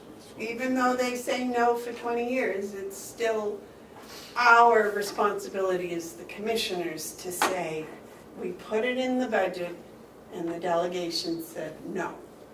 We think you should have it, the delegation said no. Because this looks like the commissioners didn't think they should have it. No, it doesn't, it's not in the budget. Well, I mean, I I mean, don't we go created spending the things budget. that, I don't go spending things that aren't in the budget. Yeah, but we created that budget. So if we had Okay. put it in as a line, and then the Yeah. delegation says, well, no, take it out, Okay. if we showed that We'll do it this year. some of us anyways. That's the way I go for it too. Yeah. And let them hang Okay. themselves. Yeah. So Good question, going back to the pistol. Let me say a couple things here. First of all, this document needs to be marked confidential. This is not a public record. It's a renewal, applicant's renewal for a resident pistol revolver license. The name needs to be kept quiet. On this document is social security number and the things required. So this has to stay in-house. The second thing is, it is the law that the selectman or the police chief can approve these. So it is appropriate that we Okay. act on this. However, we don't have the permit pages, and so what I would say is that we should approve this renewal and send it to the sheriff and ask if maybe he could have Chief Wagner up in Conway do the actual permit and get this to the applicant. I know this applicant. This individual is well-known, has excellent references, and it's a renewal, and I would like to just identify for the conversation as applicant AB.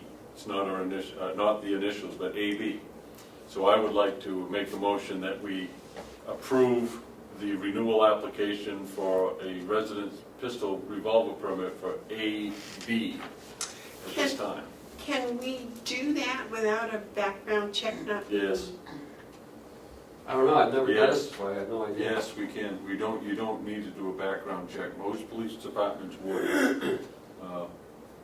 But this is a renewal, and when you become familiar who the applicant is, I wouldn't delay it. I'll second it for discussion. How Okay. can I discuss it? Yeah. I thought the legislature passed a bill this year that made carrying a pistol, what do you call it? Concealed Concealed weapon without a permit. Why do we have to renew it? Because As Howie said, there's reciprocity with other states, Some states. and they would require a written permit. I did not know that. Howie informed me, and So John that's backed what- it up. So that's what residents that carry are doing in this state now. They're all getting permits just so they can go into Maine or Massachusetts or wherever they did. yeah. Okay, I learned something, thank you. But there's also something else. The law that passed was for concealed carry. This isn't necessarily concealed carry. Might be, but Well, if it isn't concealed, you don't need a permit anyway, do you? Don't need a permit. they want one and they have the right to have one. Okay. We need to have specific reasons not to grant it, and we would have to state what those reasons are, and I assure you, we wouldn't be able to find one to prevent this, and we should approve it and send it to the sheriff so that he can, or Chief Wagner, and have someone fill out the forms. But it's absolutely imperative we keep it confidential, because we do our business on TV. Most permits are dealt with. It's a security thing. People don't need to know who's got what permit. So I made a motion to approve it. I will second it. You did. Okay, the motion's made and seconded to approve this pistol permit revolver license. All those in favor say aye. Aye. Those opposed? Yeah, I'm going to oppose it only because I don't know what the laws are in other states and what this would okay without knowing more. So you need to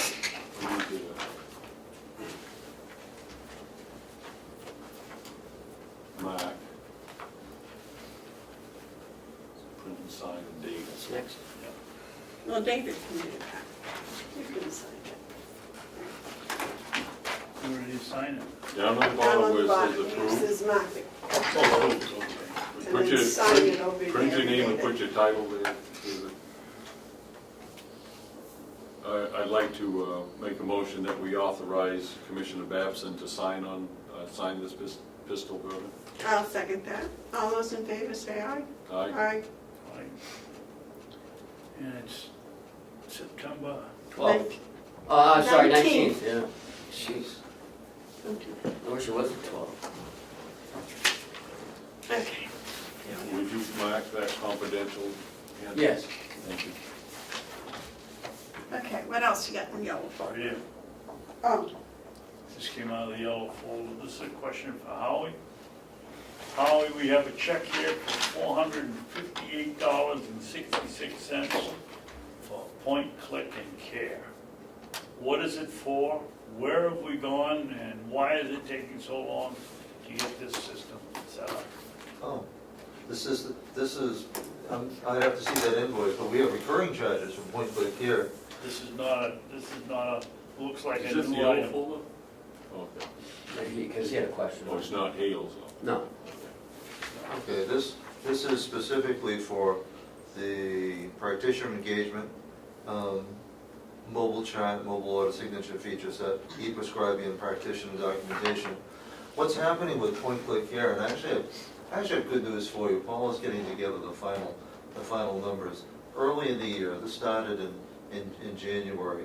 You know, it got off to kind of a slow start. It's a continuing start. We're coming in under budget. At the beginning of the year, we jumped $3,000 to the negative because we had to jump start the program. That turned out to be a wonderful investment because it allowed us to shed the former system, Cerner's NTT system, that much earlier. So while early in the year, we went in the hole, we're now, near as I can tell, about $1,200 to the good. Now we've made our last payment to NTT sooner than we thought. We're transitioning, we still have other payments. We have a whole nother module of Point Click here to implement, and that's going to be the eScribe. We deliberately held off on that because we want to get through a survey first before we put our whole nursing staff through learning how to do it. We changed the PharmAmerica July 1st. We wanted to get pharmacy working before we converted it to electronic medical. So we have other money coming, but it's all within budget. So it's not because it's going slow, it's because we're adding modules in a sequential manner. Any recall? Howie, my question was how is it going, which you answered. What is this for? That's for the mobile connection part, so we can connect. We just received this wonderful new box that essentially dispenses medication. It used to be called an emergency box, but it's now connected electronically. So there were charges for setting that up, expected charges. What's it do? Oh, What's it do? it dispenses medications without going to the pharmacy. The drugstore, Farm America, owns the drugs that are in that, and then electronically, when they get an electronic prescription, they actually dispense it essentially to our nursing staff. So it's filled with 1,000 pills of this and 1,000 pills of that, and it counts it out and puts it in a little container and... Is that what it does? It's a high-tech version of what had been our medical box, our emergency box. Or is it something that you say, geez, so-and-so is out of one pill, they need one pill, and you put in the prescription in the one pill? Well, if something happens today, the doctor calls in the order, and eventually that will go through Point Click Care. Right now, it's going through Farm America. But the mobile part, this is all for the mobile services. They're going to allow our doctors to be able to do that with their cell phones, with their smartphones, actually. Okay, thank you. But I'm glad to report that we're actually under budget. Not to say that we weren't over budget earlier, but it is, we are under budget and tracking very well. Great. Thank you. Anything else? Yeah, if you could just hang on until after. Next is administrator updates. I guess you need Joe's Yeah. signature. So Friday I met with Representative McConkey, and he requested also on Monday Melissa have access to the website to post stuff. So I'm bringing it forward. What does the board would like to do to that on that? Well, as I stated at the meeting, even if there is some way for this to get done, a modular whatever, it's going to take some time to research it and find out, and our staff just doesn't have time to do that at this point. Okay. That's my answer, gentlemen. Fine with me. I don't see any need to change how we're doing it.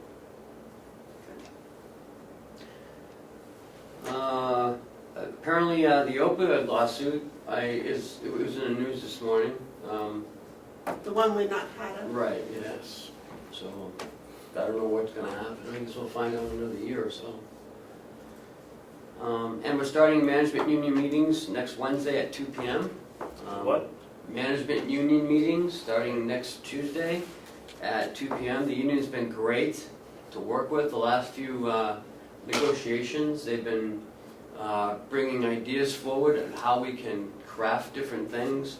And this is to help management and union head off issues that may be coming to Howie or to administration.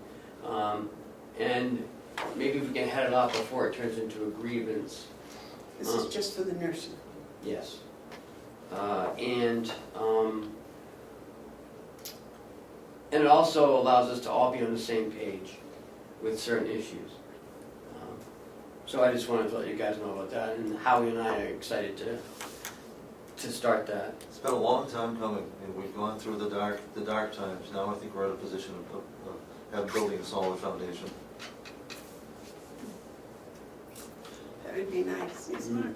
Yeah, I have to say that it really, we still have a long way to go, but our relationship with our working staff at the nursing home has improved considerably in the last couple of years, and it's on the right track, and I'm really quite proud of our management side of it, but what's really encouraging is the enthusiasm and the optimism that we're getting from the union. You got going forward, the two of you have some pretty good groundwork that's been started, and this whole morale thing, this whole critical shortage, it's so important that you have good communication. So whenever you can get together and jar on things that are mutually interested, it's good. David? My 2 cents is in opening these negotiations, that one of our goals is to better define the jobs within the sit here and look at Bob Murray, who has maintenance, he's got plumbers. The person needs plumbing experience, people, electronic experience, painting, carpentry. It's the same thing with vocational education in the public schools. They've got a machinist. It's a great machinist and he wants to teach school, but the school department, the union says, well, you can only start, you've got to go with a starting pay of $36,000 and the guy's making $100,000. And we have to divide this up so that we can pay skilled trades people a more acceptable wage so it's more attractive. That would be one of the things I would say is the goal. Like I said today, the balance between education, experience, skill, it's so hard to do that, to find it. That's it. Good luck. Okay, anything else in the administrator updates? No. Commissioner updates. I have one. Mark? Okay, so, the other day, I met up with a citizen from Hales location, and we had a nice visit about a few things, but what was on his mind, I think is and I told him I would bring it to you two, because I think it's it is an oversight. When the Hales location voters vote, they go to Conway. And when they go to Conway, they have their own process within the same facilities that Conway has. They go in the same room, but they have a different checklist. In the past, up until this last primary vote, and I cannot remember the woman's name, and it's right there, but she passed away. She was part of the association. Oh, yes. And she'd always taken it upon herself to have ballot clerks there. And those ballot clerks would work, I guess, for free, which is, nice, but it's not the law. The law requires that the selectmen arrange for the ballot clerks. And you usually work with your moderator and your town clerk.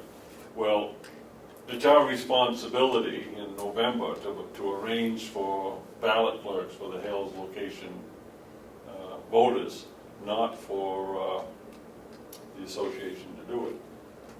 So I get thinking on how that can be best facilitated. And really what you need is a person familiar with election laws, ballot clerk type of stuff, who would serve on a one-day basis in November to get us through this until you guys can figure out next year how you want to go forward. We have to find ballot clerks for November. So my thought was, I know of a person who has just recently retired as a long-serving town clerk in the town of Conway. She has been retired only a few months, since April. She might be willing to, I haven't talked with her, but might be willing to contract to do this task on behalf of the people of Hales. We have to do it, and I don't know who else can. What about the people from Hales that were ballot clerks? I don't know who they were, and this gentleman didn't offer who they were. I don't know. I know one of them. Well, maybe that's another option, is find someone to lead it, but you're going to have someone to bird dog this assignment, because with all the changes that have been taking place with election laws, we don't want to mess up by not meeting our responsibilities. I guess the bottom line is we have to find a ballot clerks for November for Hales. Yes. May I ask my associate a question? Go ahead. What does Conway do for Hales location that they end up charging Hales location $6,000 to the election? If we're providing the ballot clerk and I don't know. what, it's $6,000, I think, Yeah. it's somewhere in that. And I think Kathy told me on election years, like presidential election, it's $3,000 more. It's, yeah, well, we, going from one budget to the other, someone asked the question, why is the election fee more? And the answer was there were 2 or 3 elections last year, and there's only 2 this year, so. So about 3,000 election is, Yeah, No, it was, no, see, he's right. yeah, 2, yeah. so I don't know. I don't know. All I know is it's on us. Well, I figured being one of an old selectman and having your mask on, you might know why you were doing that to them. Scissors, I don't scissors. know. I don't- Can you Well, have a I guess we comment? could. And if you might remember, we got 2 bills from the supervisor of the checklist. Terry McCarthy was one of the names that I remember, sending us a bill for the services that they provided. But then Kathy Golding called her and said, no, we pay you money to do that. So I'm not sure what the elections are and what, so I'll reach out to Kathy to find out, and I'll report back next week to see what we need to do. But my understanding is the selectmen of Hales location, us, we're responsible to make sure that Bell clicks. that we staff it. I don't know anything about the money. Is being superintendent of schools and being superintendent of the checklist a conflict, so I'm out of it. No, I think you should, Madam Chairman, I'd like to make a motion, we appoint David Babson to be supervisor of the checklist for Hales location, and I am serious. Does he have to be a resident? No, he's a selectman. I don't know. Someone's I'm got just to thinking- track Someone's this. gotta do it. Someone's got to do it. I was just thinking of a problem they had in Wakefield a number of years ago, but I'll go along with that. I'll second that. And then if we're wrong, we can always retract it. Okay. All right? You gonna All be- those in favor? Wait, you're gonna take the job on, Commissioner? Well, if I have to, Well, you have to if we vote. okay. All right. All those in favor say aye. Aye. Should we also state the salary? 0. Pro bono. I was just gonna say comparable to the superintendent of schools salary Okay. in Hale's location. How's that be? That's 0 also, right? Yeah. Well, we can't cut your pay. Okay. That's all I get. David, did you have anything? Yes. Okay. Unless you want to speak on the MOU that we went to yesterday at Ossipee. I don't care. All right. Well, we signed a 6-year agreement, MOU with the University of New Hampshire. Actually, what happened is we signed it a long time ago, and yesterday's signing was by the new president. And we all had the opportunity to have our picture taken with him, and that was that. And a good meal. And a very good meal. We had the cooperative extension thank you summer picnic last night at White Lake. The university or the cooperative extension puts it on for all the volunteers, the lake monitoring volunteers. Geez, they went down a list. I was trying to think of who they didn't put on some committee. But there were a lot of people there, and a lot of people have volunteered their time with, on the resource end of it, the animal end of it, the water end of it. It was a nice time, and they do a nice job in thanking everybody for doing it. The last thing, the two things, no, one thing left is the pumpkins. I will talk to Willie, see if he's gonna be available. Howie, we plan to pull a wagon up there, and I don't know how. Probably, I don't think it's Willie's responsibility to sit out there No, we're and ready. identify the employees. I think it's yours or your department's. Correct. You get the pumpkins to us, we'll take care of the distribution. We'll get the pumpkins to you. And that's it. Well, I think Commissioner Babson ought to be there to pass out the pumpkins. Don't you? Well, I think you should go as the representative of the commissioners and pass out the pumpkins. It's gonna take 2 days to get through all the shifts, so.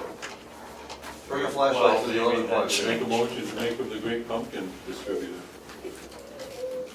Well, you can, Well, actually, the president of UNHS, I had on my pumpkin tie, yeah. and he said, "What's the story?" That's a nice tie. What's the story? I said, "Mr. President, that's too long. If you got 2 hours, I'll tell you about the pumpkin thing sometime else."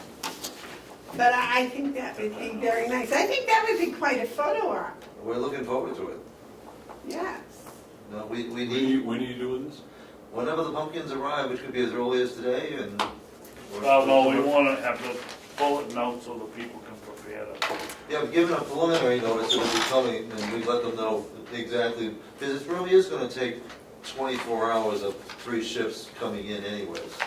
So we'll do it whenever When we is, you. when is afternoon shift change? True, for most, the bulk is at 3 o'clock, but we have kitchen staff that are at 2, and so if you're at 3 o'clock is the big number. So if you, So you want us to aim at starting at 3 or Oh, ending no, at 3? I would say someplace between 1 and 2 you arrive, and then they should be able to change for the next hour and a half. And then it'll be the 11 o'clock people, I mean, so it'll be, Okay, so why don't we plan on from 1 to 4, we'll pass them out, Howard? that'd be perfect. And even that won't catch everybody, but it would get the initial group out. Then if you could leave the wagon so that the 11 o'clock people can pick them up at 7 o'clock tomorrow morning. Well, I think, I'm sorry to say this, but I think you have more employees than Mr. Babson has pumpkins. What we don't know is how many employees want pumpkins. Oh, okay. Well, that's true. So it is kind of a first come, first serve, but, and there won't be, not everybody's working today either. So there is no fully equitable way. Well, you could start it today from 1 to 4 and then let them take over. Well, I'll find out from Willie and I'll get to you. Maybe Friday would be a good day to do it. Tomorrow, Thursday, Friday, whenever's good for Will. We've done, Sasha's ready with the lists and we're ready to get the word out, so. Okay, I will do that. And I guess I hate to admit it, but after all of the winter squash that we planted, there's only 3. And I do want to mention, and we have their permission to publish their picture, although we have to get those signed, written waiver. The 2 young men from the jail that helped did all the work and picking the pumpkins up. I couldn't lift a couple of them. Big. But Not what everybody. people don't know is there's morning glories out there, and they grow everywhere, and they're like Tarzan weeds, and you trip over them all the time. And, Did you fall down? huh? Did you fall down? I fell down the day that they weren't out there. That's why I made sure we got them to help. They tripped, and over I went. There was nothing there to get off. Did you have to push your button? No. But these 2 young men were, I don't want to mention their names now. So they said they both didn't care, but they were excellent workers, and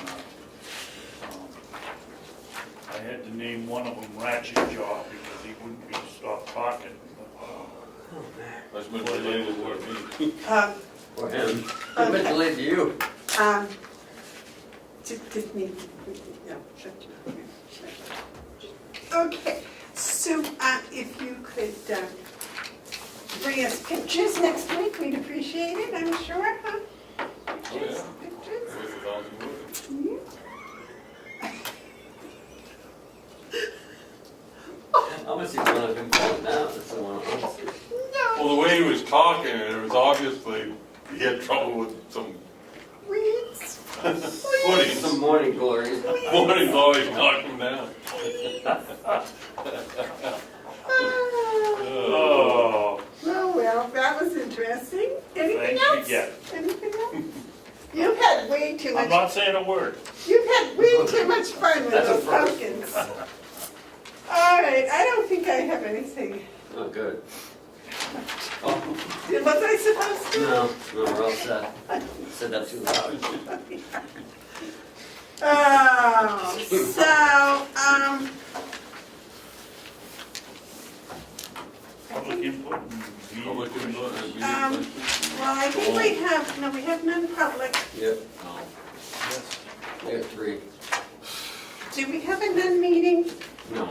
No, okay.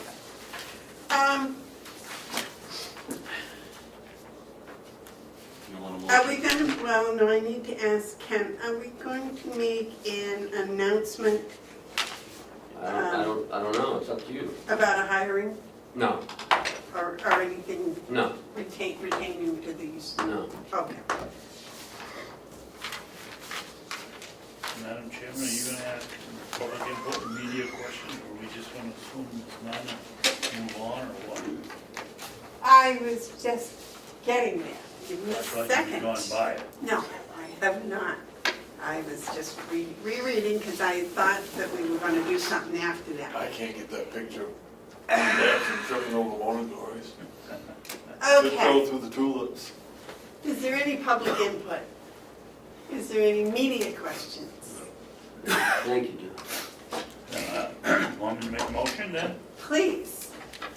I'll make a motion that we go into non-public session number 1, RSA 91-A, comma 3, parentheses E, consideration of pending litigation which has been threatened in writing against the public body or any subdivision thereof until the claim has been fully adjudicated or otherwise settled. Non-public session number 2, RSA -A, comma 3, paragraph 2, parentheses C, matters which if discussed in public would likely affect adversely the reputation of any person other than a member of the body or agency itself, and public. Non-public session number 3, RSA 91-A, comma 3, paragraph 2, parentheses A, the dismissal, promotion, or compensation of any public employee. Second. Roll call, please. Commissioner Hounsell. Yes. Commissioner Babson. Commissioner Bevard. Yes. There is going to be no public afterwards? I want to go home. I am home.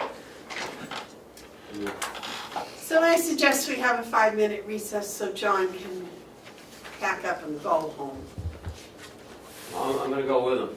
Me too.